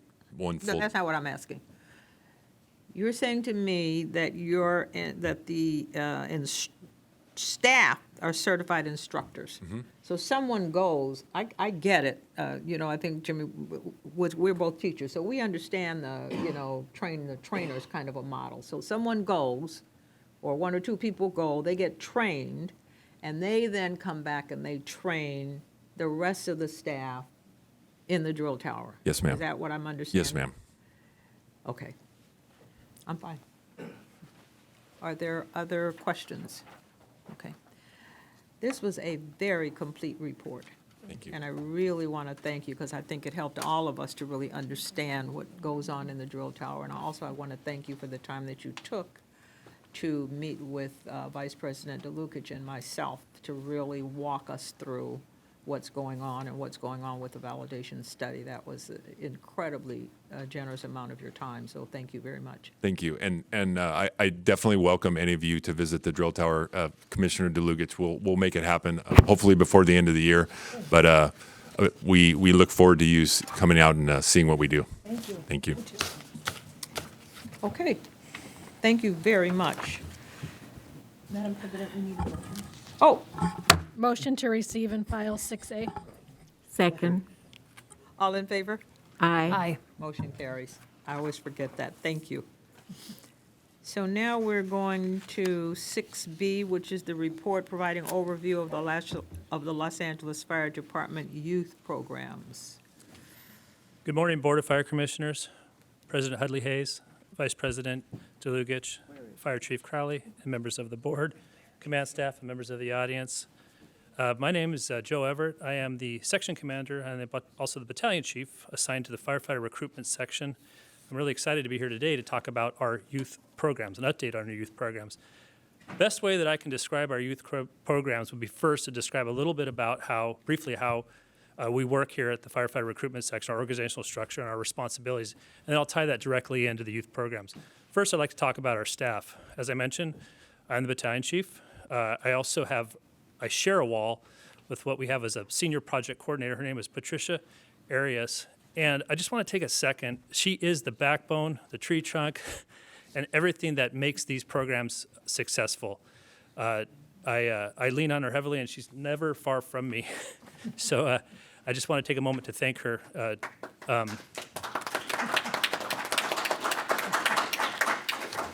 To talk a little bit about, next to Patricia, we also have 4 captains. Most of my staff is here to support me because they're also excited about youth programs. And then beneath the 4 captains, we have 5 firefighters. We all share in the responsibilities of the entire section. Those responsibilities are broken down into 5 categories. I'll tell you what those are really quick. Women's recruitment and mentoring, social media and data management, preparatory program advancement, targeted recruitment and outreach. Lastly, youth development programs, which is what I'm here to talk to you about today. The firefighter recruitment section, we've aligned ourselves with the strategic plan 23-26 was put out by this current administration. That ultimately plays a large part in our success at the recruitment station. To be more precise, goal number 4 states create opportunities to improve the diversity of recruits. We believe at the firefighter recruit section, it all begins with us, and we stand by that. Youth programs are designed to gain interest in the youth of LA, give them insight into what it's like to be a career firefighter within the city of Los Angeles. And we have a designed program that incorporates goals, learning objectives, and curriculums for each of our programs. Now, I'd be amiss if I didn't mention some of my people that were sit in the seat that I'm sitting in now prior to my arrival. In fact, a few of them are here today. The first one is a good friend, since retired, Alicia Welch, who started the program back in 2016. Next was Assistant Chief Christina Kepner, but she was here. There she is, friend, colleague. And another friend and colleague is Assistant Chief Chris Larson. Certainly, I have a big reputation to fill with those three names I just mentioned, but I am up for the challenge. Anyways, let's talk a little bit about exactly what the youth programs are about. We've put some guardrails into place to make a smooth operation, some of those being a code of conduct, liability waivers, and then training for our instructors. Now, we like to call the youth programs a pathway program. When I say pathway, ultimately what we're trying to do is create a pathway into the cadet program into an actual seat within the one of our academies. We find success currently in our academies with some of our cadets. Now, I'm going to go into a little bit more detail about each one of those programs. Each program our programs totally are designed for youth between the ages of 14 and 20 to learn about and become familiar with firefighting careers. And that's through, as I mentioned, standardized curriculum and clear goals. This offers us long-term sustainability. Now, the first one that I want to talk about is called Camp Spark, formerly known as Girls Camp. SPARK stands for Service, Professionalism, Attitude, Respect, and Knowledge. I'm going to take a moment here and just dig into that a little bit. We used to have 2 girls' camps a year. We have 1. Why, you might ask? Well, let me tell you why. Some of the people that actually started a grassroots movements to have an actual girls' camp are sitting in this room today. Some of them I just mentioned back there, and one of them is our current Fire Chief Crowley. They did a grassroots, some of the strong women within the LAD had a grassroots movement to create a girls' camp to show interest in what it's like to have a career in firefighting.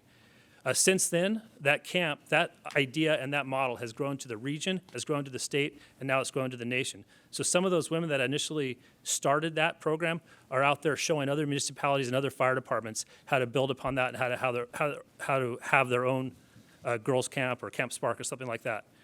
One might say that that is detrimental to how we recruit women.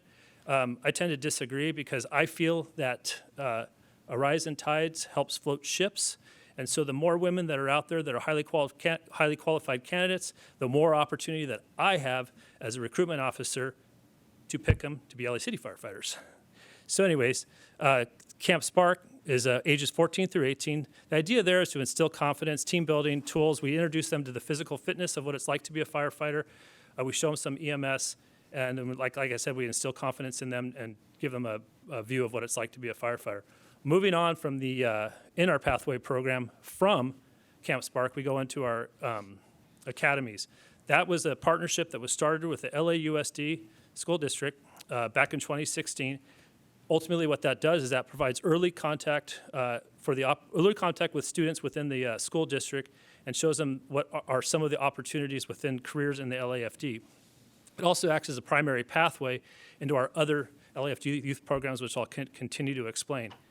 What we capitalize on there is building self-esteem, character development, and then we get into phases such as ladders, introduction to ladders, introduction to tools, and what it's actually like to be a firefighter.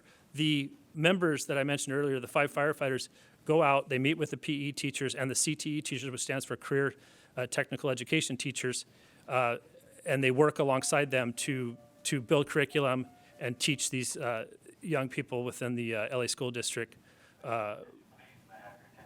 on how to be introduction into firefighting. The 4 schools that we have that are part of the magnet school programs are Monroe, Dorsey, Wilson, and down in the harbor we have Banning. They start at grade 9 and they go to grade 12. Currently there's 468 students that are involved in that program. Moving on, what we attempt to do is we try to move them on in the pathway and get them into what we call the Fire Youth Academies. There's 4 academies. There's Metro, there's Harbor, there's Valley, and there's East LA. Both Metro and East LA share the same property, so to speak, and that's at Frank Hodgkins. They meet for 8 Saturdays consecutively for 6 hours a day. They have 4 phases. That begins with an engine phase. It goes into a ladder phase, disaster preparedness, EMS, and then ultimately it terminates prior to graduation to a phase in leadership. I want to take another second to talk about that. If anybody ever wants to put a smile on your face, I invite you to come to one of our Youth Academy graduations. I had the honor and the pleasure of being at our Academy graduation this last Saturday with President Hudley Hayes and Commissioner Haro, and to see the look on these young people's faces, they've received their certificates of achievement, and then turn around and look at the proud parents of these young people within LA, gives me the goosebumps. So we had that moment together, and it was quite a moment. And then next, what we try to do is we try to funnel them into the fire cadet program. That is the final step prior to actually becoming a firefighter in our youth program pathway progression. So back in the day, I can even say that I was filling in as a what we used to call explorers. I was even an explorer post advisor back in the day, and I can tell you from firsthand experience, it was all over the place. Each different post had their own curriculum, their own way of training what are now called cadets, back then called explorers. What we've done in the firefighter recruitment section is we've organized it, we've certified it, we've built task books, we've built curriculum. Currently, we have 10 posts throughout the city that pretty much encompasses every battalion and clearly encompasses every single bureau. Each one of those posts has a number of young men and women, and they're guided by a post advisor. Ultimately, within the post, what our goal there is to continue to show them the ways and means of the life of a firefighter, the potential career goals. At the same time, we're teaching them those technical skills that it takes to be successful as a firefighter, ultimately leading to the point where they can actually partake in the duties and responsibilities within a firehouse, and then ultimately riding out, being side by side, and learning what it's like to work in emergency operations with an actual firefighter. So future goals. What we'd like to do is we've started, it's gone back about 4 years, is tracking our metrics within the program. We like to improve the tracking mechanisms and continue to track to see some of the success of not only just to where that person started, but where they end up. That may not even be ending up on the LAFD Fire Department. We've had some success in watching, I would call it success in watching some of our people graduate some of our youth programs or youth academies and go directly into having successful careers in the military. Some of them have gone to other fire departments, and we currently have 26 former cadets that are currently in the hiring process with the LAFD. Of those, approximately 5 to 7 of them are females. As I mentioned earlier, our future goal is to continue to use the tool of the firefighter recruitment section to improve diversity within the LAFD by how we bring in people to the process. And we also want to continue to cement and fortify the pathways that I've mentioned clearly today. In conclusion, here at the firefighter recruitment section, we're constantly striving to standardize our youth programs, continue our pathway programs into the potentially having a seat within the LAFD. And once again, our goal is to provide an opportunity to develop future firefighters, but also to create civic-minded individuals that make the LAFD proud of a product that we've put back out into society. I'm open for any questions you might have. Oh, I think we have a lot of questions. Who's on first? Commissioner DeLucich. I can We'll wait go for someone from else. this way, or we can go this way. Okay, well, thank you so much. I love these programs, and I'm so happy to hear that some of the authors of it are in the room and right next to me, so that's fantastic. And I was glad to hear you say that you consider this a pathway, and I'm glad you also said funnel, because that's kind of how I see it. We're funneling people into the department. So So again, just first of all, thank you so much for your work. I want to say that first. Thank you. How do we track the youth that are in each of these programs, and do we know like the sort of the fall off rate and where we're losing them? Yeah. So as I mentioned, we started tracking pretty regularly about 4 years, and we break it down into the academies, the magnet programs, and then the cadet programs. We track the demographics, men, women, ethnicities, and then we do our best to try to track them and to see where they end up. Our goal is to keep them in, like you mentioned, the funnel. It makes it easier to track. When they go and they maybe fall out of a magnet program, it's a little bit hard for us to continue to track. Yeah, so we keep a running total of on a spreadsheet of of where they go. And like as an example, at a post 2, cadet post, we've hired 9 people out of that post that are currently firefighters. Oh, excellent. So that's the ultimate tracking system, is when they get over into Chief Lambert's Right. shop is where we kind of end our tracking point. And so I wanted to focus on and I appreciate, I met with some of you a week or so ago, and that was really helpful. I want to focus on the cadet program specifically, because that seems like, and I saw a table of them at the Valor dinner, and that was great. And again, like just looking around is a beautiful mirroring of our city. Are there obstacles to cadets? It seems like that's a great, it seems like that's such a great pool, and they should really all be coming into the department. Are there any obstacles? And I did hear one, so I'm just not going to pretend that I didn't, which is possibly a written test that seems to be preventing cadets from being able to come into the department. Are they preventable? Like, should we be looking at validating that written test? And are there other obstacles that we can address if they're not absolutely necessary? Sure, we're addressing that in 2 ways. One of them, PSI is the company, outside contractor that does our written tests, and they're currently doing a survey and a validation study. Now, understand that recruitment section works alongside city personnel department, and so collectively we're both working with PSI, and we're trying to pinpoint where the certain areas are that people aren't passing. Okay, then to kind of finish off my answer to your question would be, what can we do in the firefighter recruitment section? Then it goes back to like what our main responsibilities are. That's mentoring, teaching, coaching, counseling these young people. Once we've identified those cracks in the system, then we can fill in those cracks with the proper. And you gave me a perfect lead into my next question, and possibly my last one, which is that how are they supported at the stations? I understand that people volunteer to mentor these cadets, which is awesome. But is there any way that we can compensate them or incentivize this mentorship? Because that seems really essential. Yeah.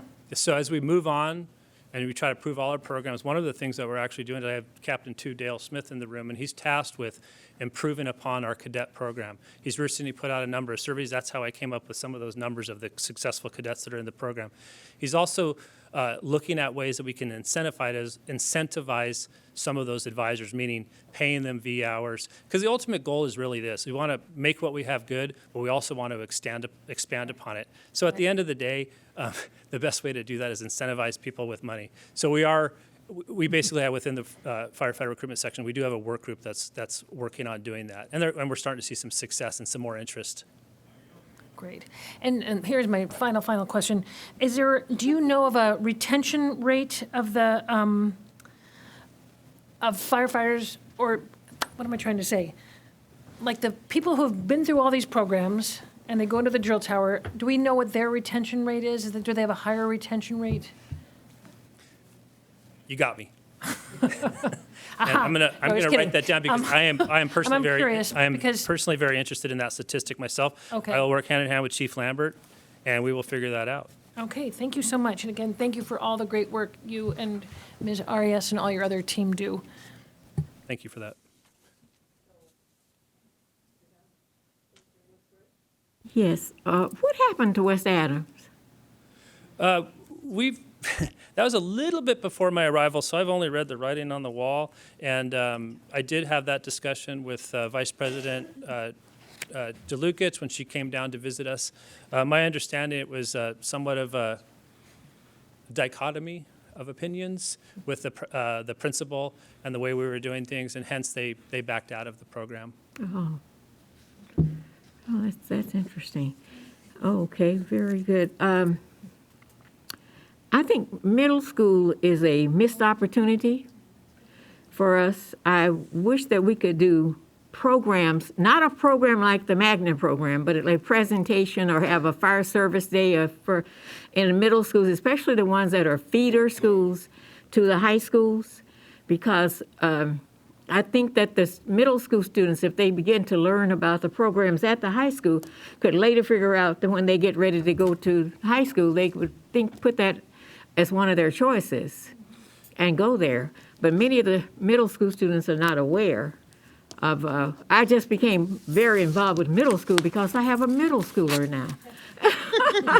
Well, we understand this board's dedication to education, and as we are too. And to expand upon your concern and your question, I recently had a discussion with one of our firefighters, Melissa Kelly, who spoke about what our involvement is with some of the schools that feed into her school that she works with directly. So during the open houses, they do have career events. That's when our firefighters that are assigned to those schools will show up at a middle school and encourage those 8th graders going into 9th grade to take part. And not only it's not just it's open. There's a whole bunch of different programs that the LA Unified School District has for the young people. But of course, we're in there trying to go, hey, try this out. And then sometimes I honestly believe when we show up with our cool looking uniforms and we try to get them excited about these magnet programs, it actually works. So I think that based upon your concern and based upon our determination to increase those numbers, that we'll actually start to see numbers coming out of the feeder schools and middle schools. And one last thing, we're not afraid to use one of our best advertising tools to young people in the city of LA, and that would be like, let's say Dorsey High School, for instance.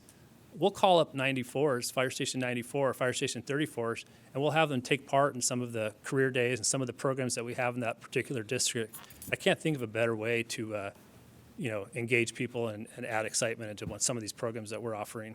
Yeah, I know. I, as a teacher, a retired teacher, I remember that career days were we could always get firefighters for career days and for Read Across America, and the children were always, this is elementary school, so they were still very excited about seeing the firefighters and the presentations that they would make and let them touch their gear and all. So I think it's middle school, again, I say, is a missed opportunity for us. I hope that we'll look into that more. And I totally agree with you that Tricia Harris is the best thing that ever happened to recruitment. Thank you for that. And to the school programs, because she has really got it well organized and on its way. And someday she'll have to tell us about how she started, where she started, and where she is now, because it's a totally different picture. And I personally really appreciate the service that she's given to the department over the years and developing the school programs. Agreed. The high school magnet programs. And so I totally agree with you on that. Thank you.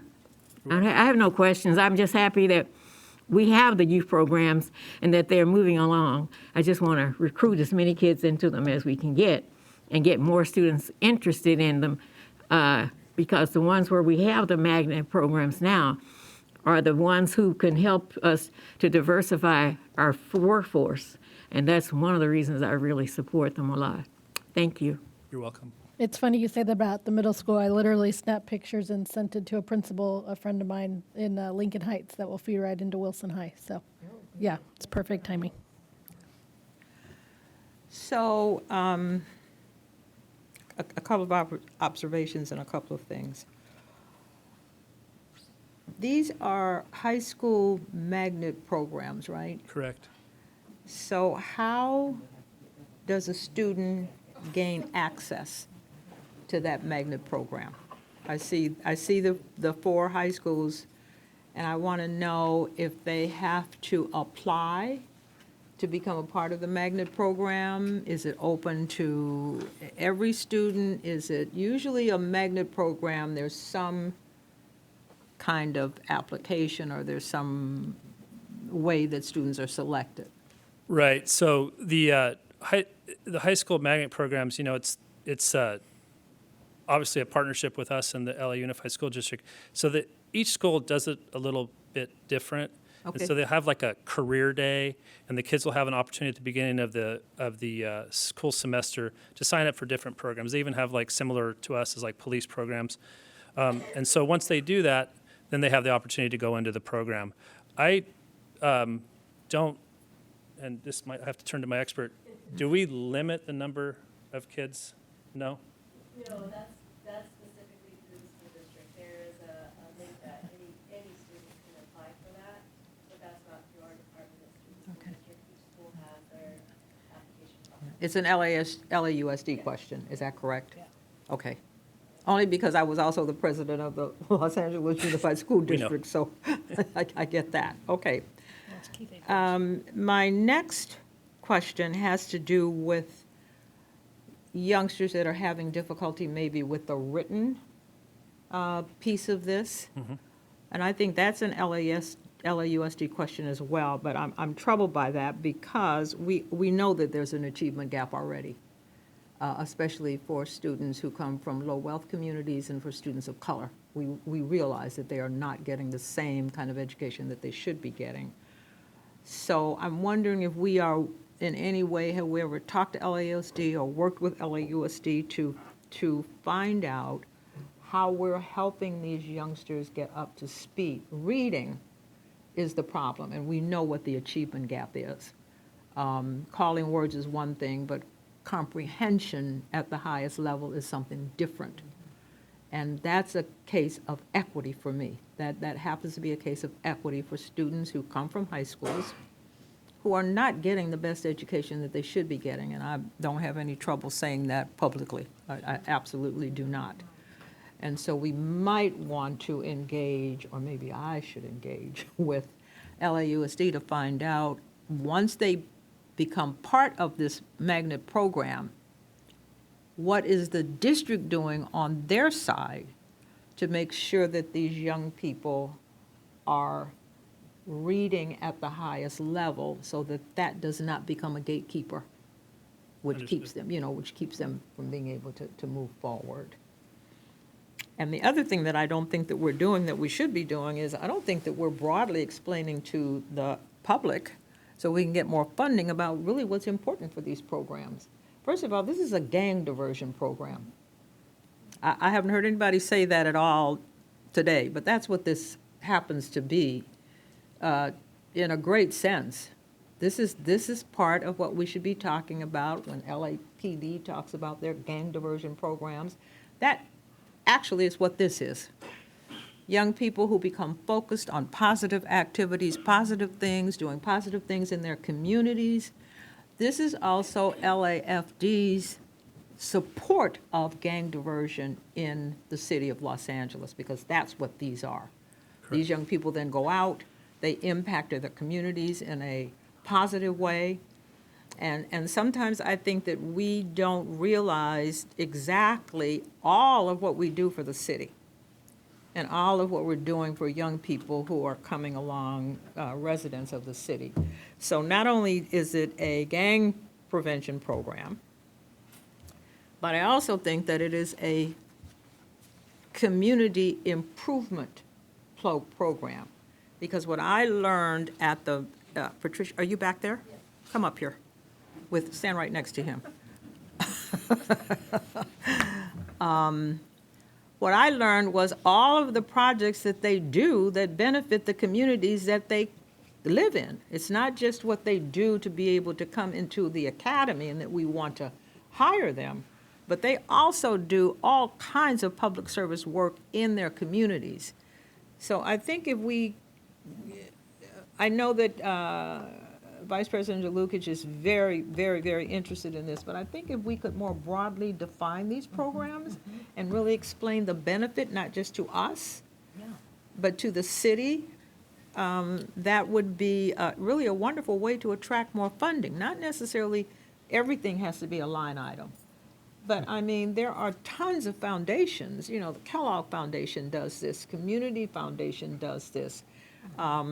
You have the foundation that is a California Wellness.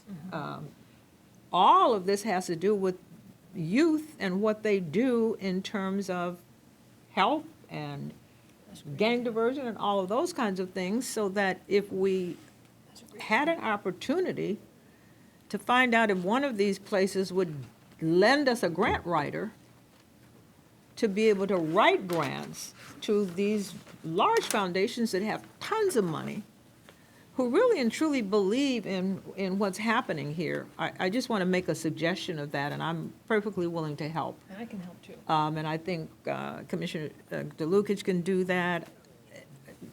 We're willing to meet with you to try to help you understand that, and I know that we can find probably several people who are grant writers, I mean really great grant writers who would be willing to do this, on a pro bono basis. So those are the things that I observed. Yes, ma'am. Thank you. Our Fire Foundation has done a phenomenal job at funding every part of our youth program so far. I mean, everything from the lunches that we provide them, the snacks in between, the uniforms that the kids get. If we get additional funders just to do one or both of those things, then the Fire Foundation can actually start contributing more to like higher level certifications or things that we could do to improve the program. But our own Fire Foundation has done a phenomenal job at getting those funds for everything that's been needed so far. And I think the lunches in itself, I think, is one of the big highlights of these kids' days, because Metro, for example, was provided through Eastside Deli, so these kids got a great hot meal, you know, every Saturday. The parents start providing snacks throughout the day. But any additional funding will definitely help us grow the program. Yeah. Yeah. And I was I just going always to like the idea of what Chief Crowley always talks about, us leaning forward. I'm talking about foundations that give like big money. Kellogg and Weingart and Annenberg and things like that. And I think that there are those of us who have connections like that, and we would like, at least I personally would like to talk to you about, in my real life that I get paid for. I am willing to share that kind of a network and see if we can't find some way where we can get somebody to give us a grant for like maybe $250,000 that you can then, well, you know, if you don't dream big, you're not going to get anything. But I think that there are ways. I think Vice President DeLucich has that as part of, we do something other than just, you know, come to Fire Commission meetings. And I think if you really believe in what you're doing, then we should share, you're sharing your resources with us, you're sharing your resources with the city, we should be sharing our resources with you. Also, can you explain to us here how what you said to me when I was there about how you really look to make sure that you're having 30% of the participants be women? I mean, this woman is really looking out for us. Well, our goal is to try to get at least 30% of girls in our program, so that hopefully we'll be able to start training them at that point. It's still a challenge. We're not quite there necessarily on all our programs, but that's my personal goal, is to try to reach out. We don't even go out recruiting for our youth programs because we have such a long waiting list. As it is now, for example, our next cadet orientation, the roster's already full for that, and I have upwards of 200 kids on the waiting list. Wow. So priority will always go to city, LA City kids, to other students that have been in our other pathway programs. And then, of course, I look for the females and try to plug them in. But it's a very, what's the word I'm looking for? It's very precise in how those kids are put into the programs, as well as just, if we were to go out and recruit at every school, I would have to just say we're full every single time. So these programs that we start out with, like Girls Camp or Camp Spark, is our first initiative in that, and then that goes to the next program and the next program. So it kind of filters into that. But our goal is at least 30%, if not more.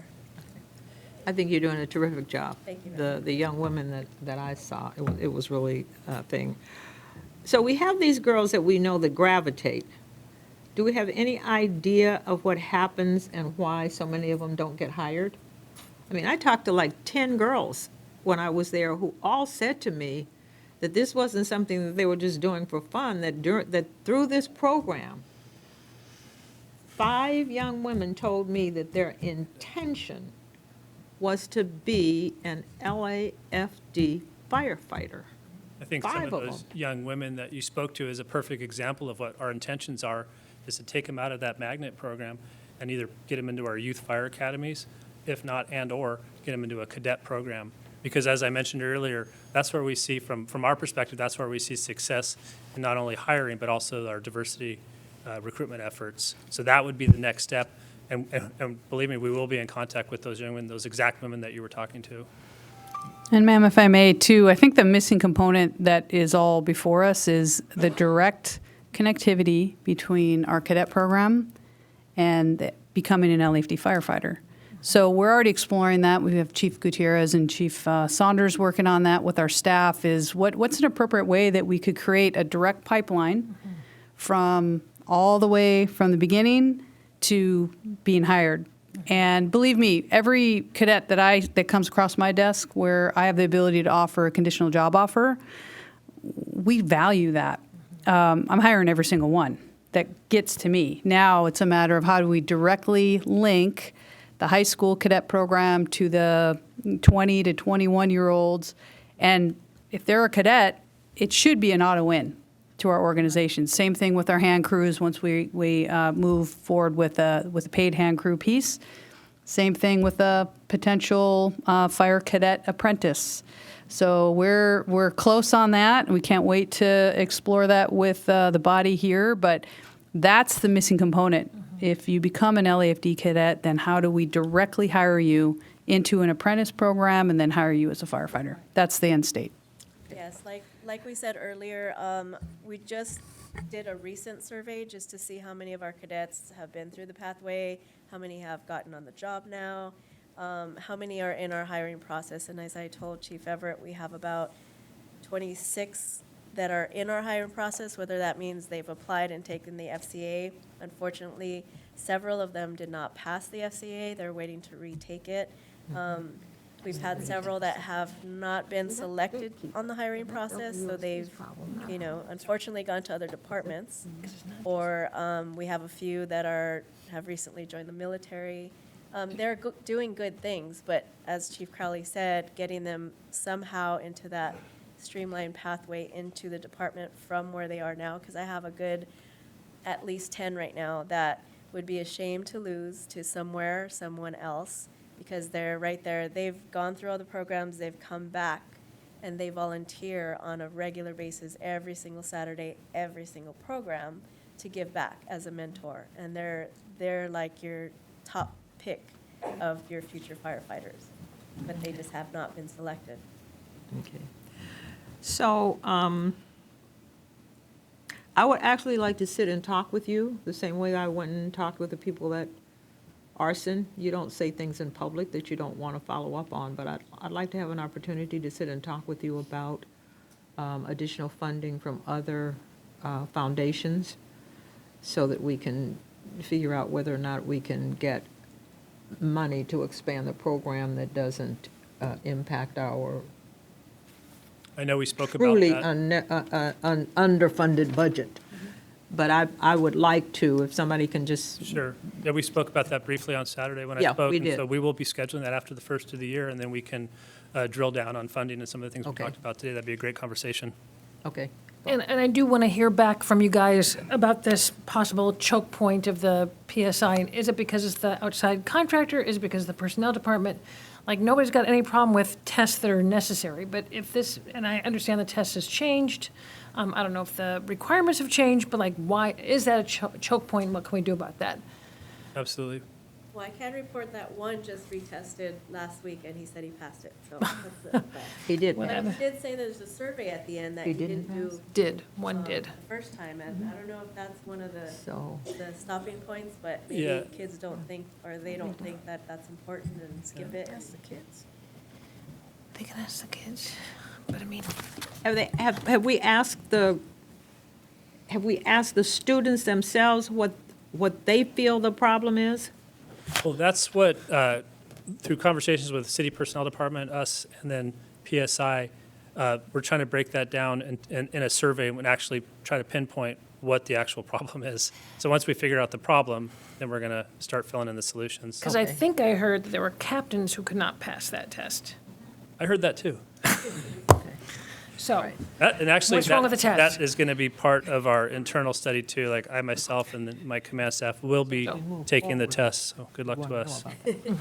Yes, please. Okay, so as we move forward and you come back, can you just make sure that you include all of that? This also, by the way, is an excellent report about, things that we wouldn't ordinarily hear about in a commission meeting. But we really would like to have regular updates so that we can figure out the choke point piece, we can figure out how to more broadly explain it. I mean, for me, this is not just for us a good thing.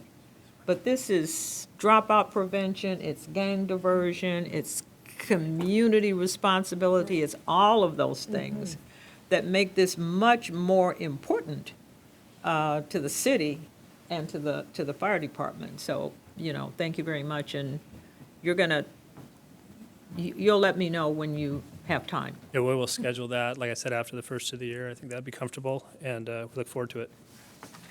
Okay. So I move that we receive and file this excellent report, if no one's got other questions. It's been moved and seconded to receive and file. All in favor? Aye. So moved. Okay. That brings us to our last agenda item, which is the Independent Assessor's Report on the Los Angeles Fire Department's handling of sexual harassment complaints investigations. Good morning. Good morning. For the record, my name is Tyler Eisen. I am the interim independent assessor for the Los Angeles Board of Fire Commissioners. I am here to represent our office's assessment of the Los Angeles Fire Department's handling of sexual harassment complaint investigations. It's Agenda Item 6C, BFC 23-122 for reference. This report discusses trends identified during the OIA's comprehensive review of 10 department investigations into allegations of sexual harassment and our related recommendations. For more than 25 years, audits have been conducted and reports written about harassment and discrimination within the LAFD. This report is the first to examine these issues through internal investigations. Among other findings, our review revealed that complainants and witnesses fear retribution and members were discouraged from reporting misconduct. Supervisors were not held accountable for failing to stop or prevent misconduct. And newer members, women, and members of color were disproportionately impacted. I respectfully request that the board adopt our recommendations and that the department focus on training, behavior, and accountability to effect necessary change. I'd like to thank the department for their cooperation, especially the members of Professional Standards Division, and I'm available to answer any questions you may have. Okay. Who wants to start? Okay, we'll start at this end and we'll move around.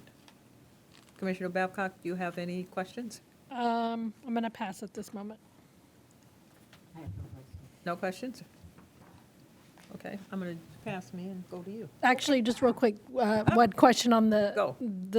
the technical part of it, because I know we hired that new vendor that's going to put in place the complaint system, I believe. Will this tie back into the opportunity to file claims as well through this medium of maybe people that could be more vocal on some of these issues, or is this a separate type of behavioral conduct? Sam, you want to come up and talk about DTS, CTS real quick and answer the commissioner's question? Sam Henolsha. More specifically on that question, please.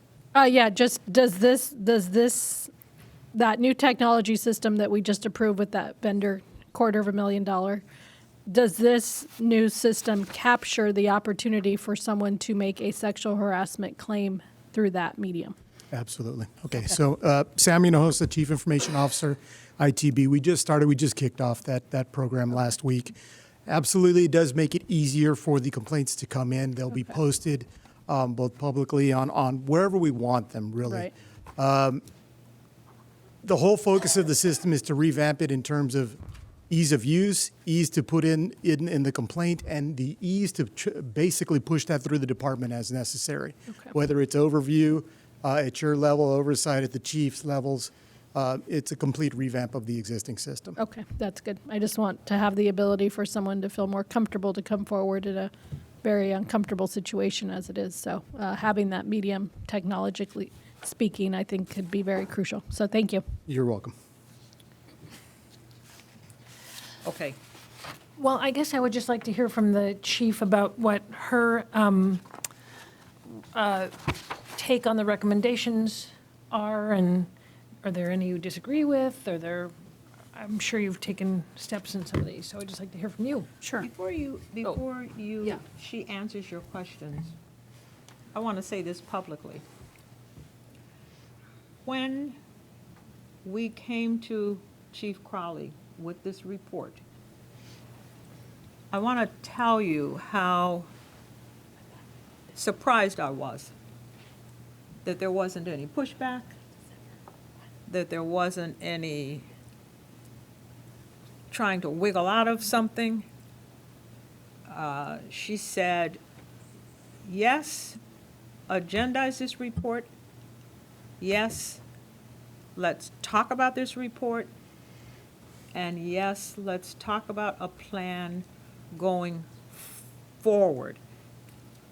That takes an inordinate amount of vision and courage to face a challenge head-on about something that has been not necessarily a huge problem, but a persistent problem in terms of climate and culture, not just for Los Angeles Fire Department, but for the fire service across the country.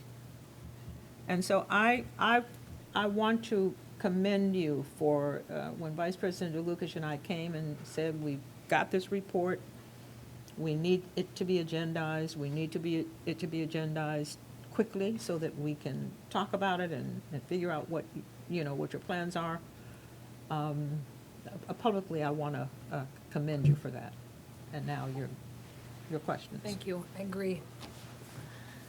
So I'd love to hear your reactions to the recommendations and any other reactions you have to this report. Well, thank you first and foremost to the independent assessor. We looked at your recommendations, and we will formally, just so everybody knows, report back from our professional standards division side of things, as well as our holistic approach to addressing the EEO complaints and ultimately really turning the tides in regard to where we're going and how we're going to get there as an organization. So just to be clear, from my stance, from day one, we made it very, very clear in regard to what our priorities are going to be. And by our priorities, yes, this administration's priorities, but also working hand in hand with our employee organizations and our members. We have a few documents at hand that are key to us moving forward. That's our Deloitte study. That's our city workplace assessment that was just completed. In addition, we also have now the independent assessor's recommendations to move forward. So stepping into this position, my top priorities have remained the same. Making sure we're operationally effective, that we can respond to calls. Number two, just as important, and this dovetails into EEO complaints and issues that we're having within the work environment, and that is firefighter safety, health, and overall well-being. This directly is tied into that as well. And thirdly is workplace environment. And this is exactly what you're talking about in regard to the deep dive that the independent assessor did from, mind you, 2018 to 2019. So with the priorities, we're moving forward as an organization. And we talk about what are the strategies and tactics that we can utilize and build off of. And it's not just to talk about, it's actually doing the change, making the change so that our members feel supported, they feel comfortable, and it's a sustainable change, not just we talk about it and we fall back into where we are organizationally. So on the record, and I think everybody would agree, that this LEFD, and I want to focus on that, this LEFD will not tolerate hazing, harassment, bullying, or discrimination of any kind. And even speaking and hearing, I appreciate UFLAC's thoughts on that. They agree with us on this as well. Chief Officers Association would agree, and I would assume as well, that we're all in alignment with where we need to go organizationally. So what I want to talk about are just a few of the strategies of what we've done over the last year and a half, and just as important is where we are going, and that is by following the roadmap of Deloitte, looking at the recommendations, and taking the evolution of the LEFD. So areas of focus, and this is what we're going to be reporting to in the near future. we talk about the importance of training and what we have done. Training is only as good as training. Just as important is the accountability piece and what we're going to do on the second half of that equation. If we get out ahead of this on the training side, everybody understands where we need to go. We're training our supervisors, we're training our people, and it's not just a one and done type of a strategy. It's just ongoing so that our people across the organization, both sworn and civilian, understand exactly what will be tolerated, how to get out ahead of it, what are the red flags, the triggers, so that we actually can address it at the smallest area in time. So I'll talk a little bit about the training. I am very proud of what we've done within the last year and a half when we talk about what we're and where we're going with our DE&I Bureau, Diversity, Equity, Inclusion Bureau. And hand-selecting Chief Moore, who's here in the crowd, who will be stepping into this position on December 4th. It's been purposeful action over the last 2 years to get this thing funded, to get the support, and to be in alignment with city leadership to say, we need more and we need help. And now we've got people in place, and that's when you can truly hold me as your chief accountable, as well as everybody within the organization of where we're going when it comes to a deep dive in our policies, procedures, practices, and taking purposeful action of managing the right change and managing the culture, like you said. Also, encouraging reporting. That was a red flag here in the report. And how do we do that? Yes, it's leveraging technology, but it's also creating the culture so people feel comfortable, first and foremost, to do something at the smallest point of where there's an issue, let alone, let's say it gets worse. How do we create that culture to say, you know what, I have to report this, I have to do something, I need help. And so that's our strategies moving forward as well. We're going to touch briefly on the investigation piece, prompt and thorough investigations. And identified in this report also was, what are we doing to train our PSD investigators? Interesting enough, with the leadership of Chief Kepner, she's identified that and said, you know what, you're spot on. So we've already reached out to the Office of Workplace Equity, and that's a city department that they have the subject matter expertise in investigations. It's all right. Hey, let's raise our hands and say, we need some help over here. We do referrals, we do what we need to do, but when it comes to overall training, you ask about what I agree with and what I don't agree with, I do agree. Spot on. We need to be better in how we train our people, not only on the fire ground, how we train our supervisors, but also how we're going to train our investigators. So we have subject matter experts, not just one, not just two, not just three. And that's on the back end. That's once something happens. The forward-thinking prevention piece, preparedness piece is also where we need to focus, and that's where TSB comes in, Training Support Bureau, of a robust training opportunity. And again, getting back to the not just a one and done, and the other piece is not waiting for the federal government to come in and mandate us with a consent decree.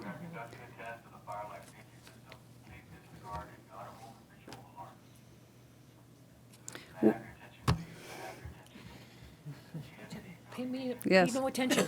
May I have your attention? Pay no attention. I don't get that. They've got our attention like 5 times. Yeah.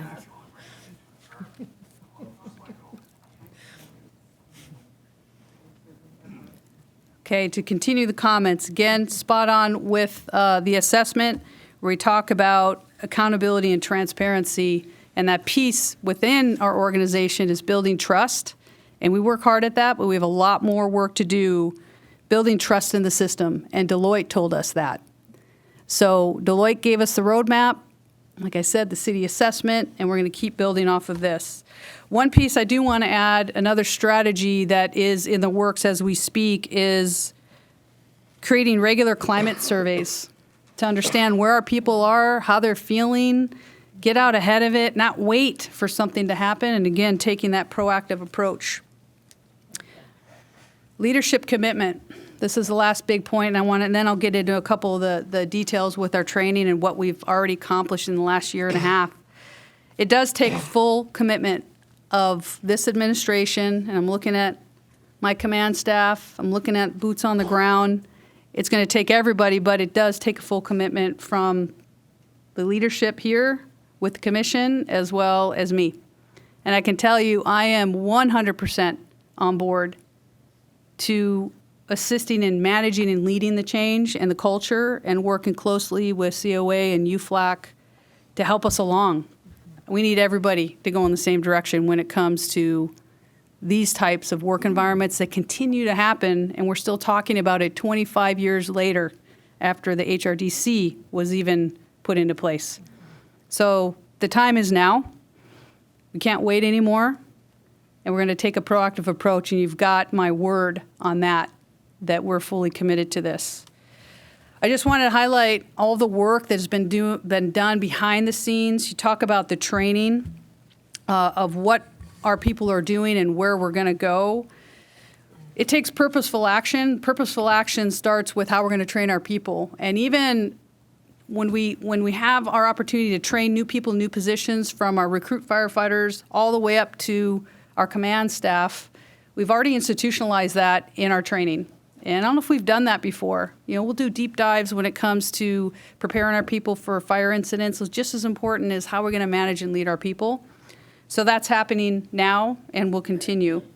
We have our workplace harassment and prevention training, city workplace equity policy training, anti-bias learning, conflict resolution and emotional intelligence, workplace environment and risk management, in which all of our members and supervisors will be trained in this. You talk about the budget, President Hudley Hayes, and you look at the gaps that have been identified. We have one EEO coordinator for the entire organization. And we've operated like this for I don't even know how many years. So I did request to create an EEO unit, training unit, in which that would be under the DEI Bureau, under Chief Moore's command. And that's that lean forward posture where now we have subject matter experts that can provide ongoing training, not just annual, I'm talking ongoing training. And we're going to be pushing hard to get that funded and then to continue to support PSD in regard to what they need to conduct timely and very thorough investigations, and they become our subject matter experts as well. Talk briefly about the DE&I Bureau. Again, huge step forward for us organizationally. Took a lot of time and effort to create this, and I'm so excited to see where it's going to take us organizationally. It's really going to propel us forward.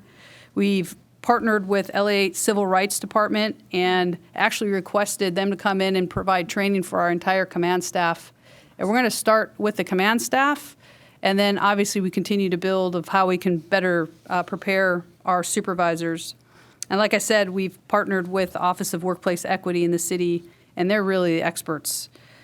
Purposeful action, firefighters, or I should say the fire chief's messaging from day one has been workplace environment issues and how do we better prepare ourselves. That's continuing, and we'll continue to message that and how important DE&I is. Our strategic plan, we've already talked about that quite a bit, but purposeful action to create a actual goal to commit to an organizational culture that embraces diversity, equity, and inclusion with multiple steps in there when it comes to strategies and tactics and how we're going to achieve that organizationally. I talked about the Deloitte study, and I want to just take the time real briefly to talk about Chief Gutierrez and his leadership. He took this on as a whole extra piece, and now we're handing that off to Chief Moore. But they've done a tremendous amount of work with our stakeholders, and that's purposeful action. They set the foundation of what we're going to be building it off of, and I tell you, I'm so proud of what they are able to accomplish.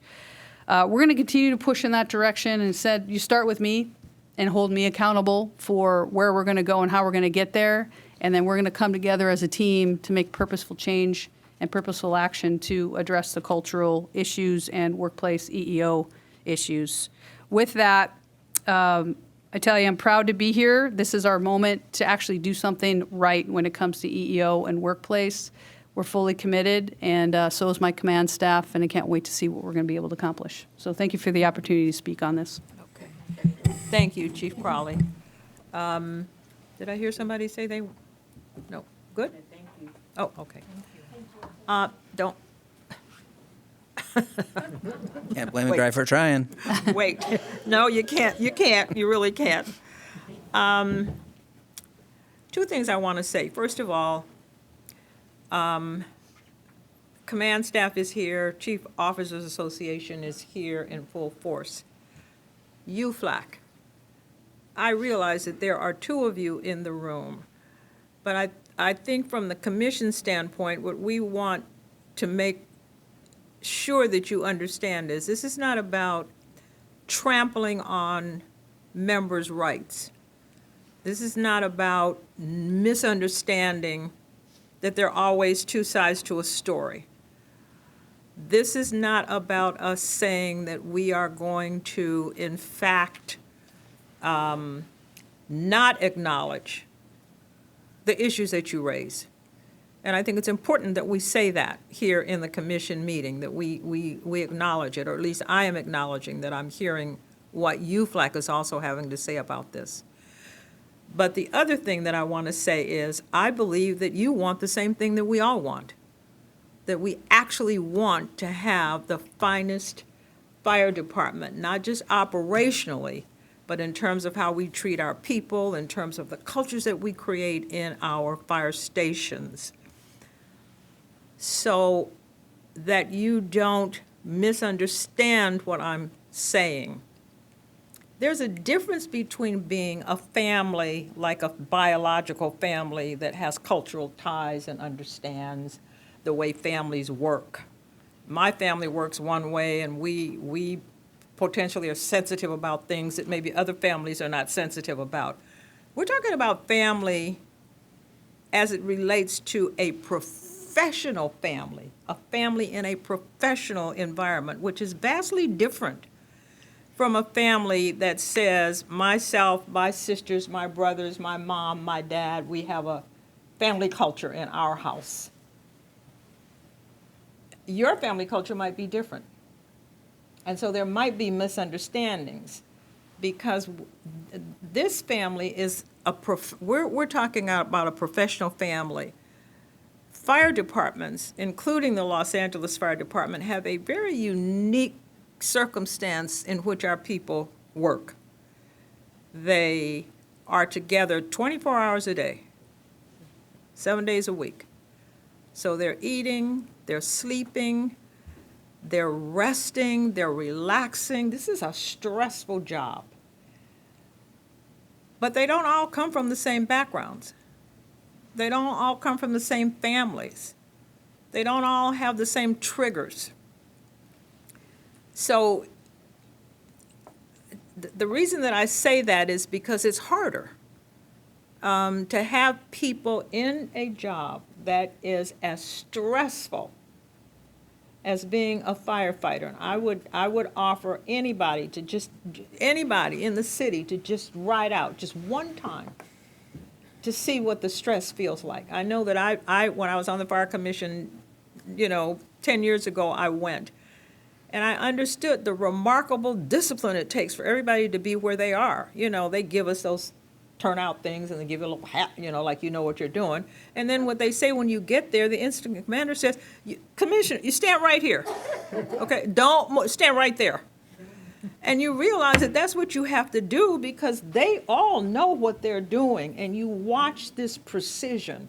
The hoses come out and the ladders go up and the water and the little machine that tells you whether there are hot spots in the wall. See, I've learned. I've learned.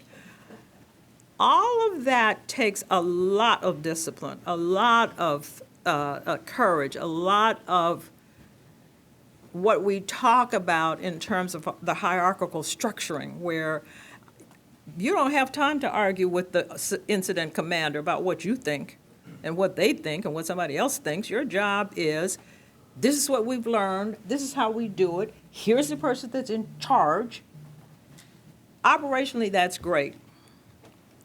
In the fire station also, people have to be trained over and over again to understand that, yes, they're part of the crew in the fire station, but they also have a responsibility as supervisors to be able to understand how to separate themselves a bit from being part of that crew in that fire station and what their responsibility is to be mandatory reporters when these kinds of things happen. That's a hard gig. And I want to say that point blank, right here, right now. That's a hard gig, to be able to separate yourself from people that you eat, sleep, depend on, your life depends on it. And now you are in the position of having to gather information, send it somewhere where there are going to be consequences. I think that's what Chief Crowley's talking about. I think that's what the commission is talking about. But I don't want anybody in the public who's listening, or any of you that are sitting out here, to think that this is an easy thing, because it's not. UFLAC has a position. The Chief Officers Association has a position. All of our other organizations, Stentorians, Los Bomberos, Women in the Fire, what, all of that. But it's work that has to be done. It didn't happen in 4 years. We're talking about 100 years of how fire services were started.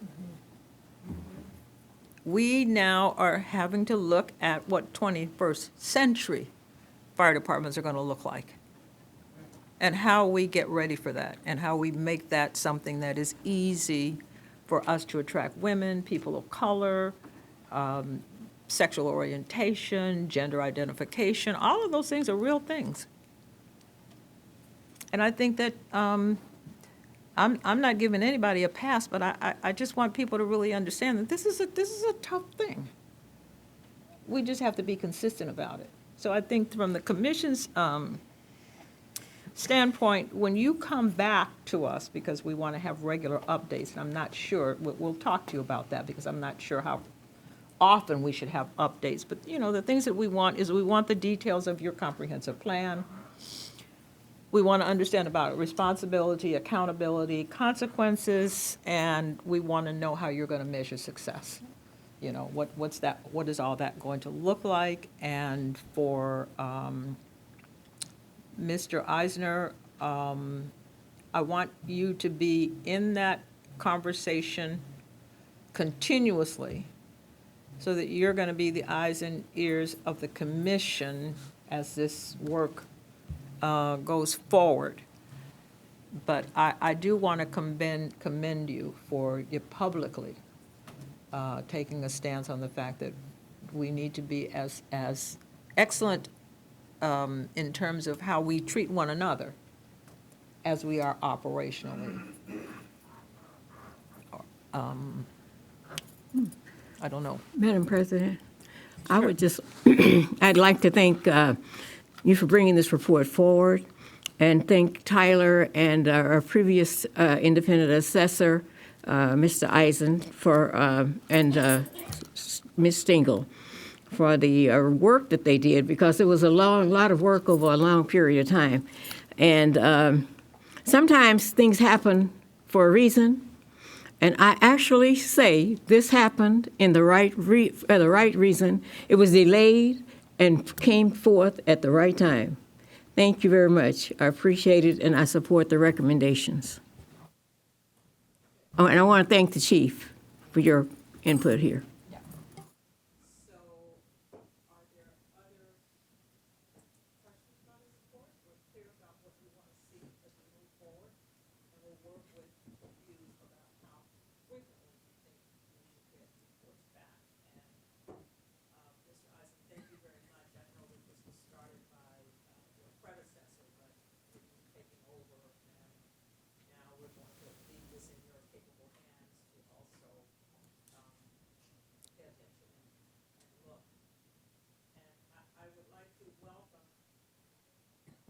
Anyone that would like to talk to the commission about where you think we're lacking in understanding, where you think that we need to be invited to look at things and to hear a different perspective, I'm always open to that. You can't govern and set policy if you're just going to sit in this room. You have to be able to be open, you have to be able to hear, you have to be able to understand the multiple sides and the complexity of all of this. So we on the commission welcome, I think every commissioner welcomes anybody reaching out to help us do our job better. And actually, I would like to encourage the chief, if you're not already doing it, and I know you are, but meeting with all of our stakeholder groups and as well as our unions to address these issues and make this the best department we can be. Thank you. Mr. Eisen, do you have any other comments or recommendations? We know that these comments are broad, but they're come on the heels of the Deloitte study. So is there anything you want to leave us with? Thank you and goodbye. Thank you. Motion to I move, receive. I move that we receive and file this report. Excuse me, is this, No. should be a motion to approve the report and adopt the Okay, recommendation. so we're going to approve the Office of Independent That. Assessors assessment of the Los Angeles Fire Department's handling of sexual assault, sexual harassment, complaint investigations, and 2, we're going to approve the adoption of the Office of Independent Assessors recommendations. Lynn, do I have that right? Yes. That's what we're doing? Yeah. Okay. So moved. I second. Okay. You moved. It's been moved and seconded. All in favor? Aye. So moved. Motion to adjourn? Thank you. Seconded? All Second. in favor? Aye. We're adjourned.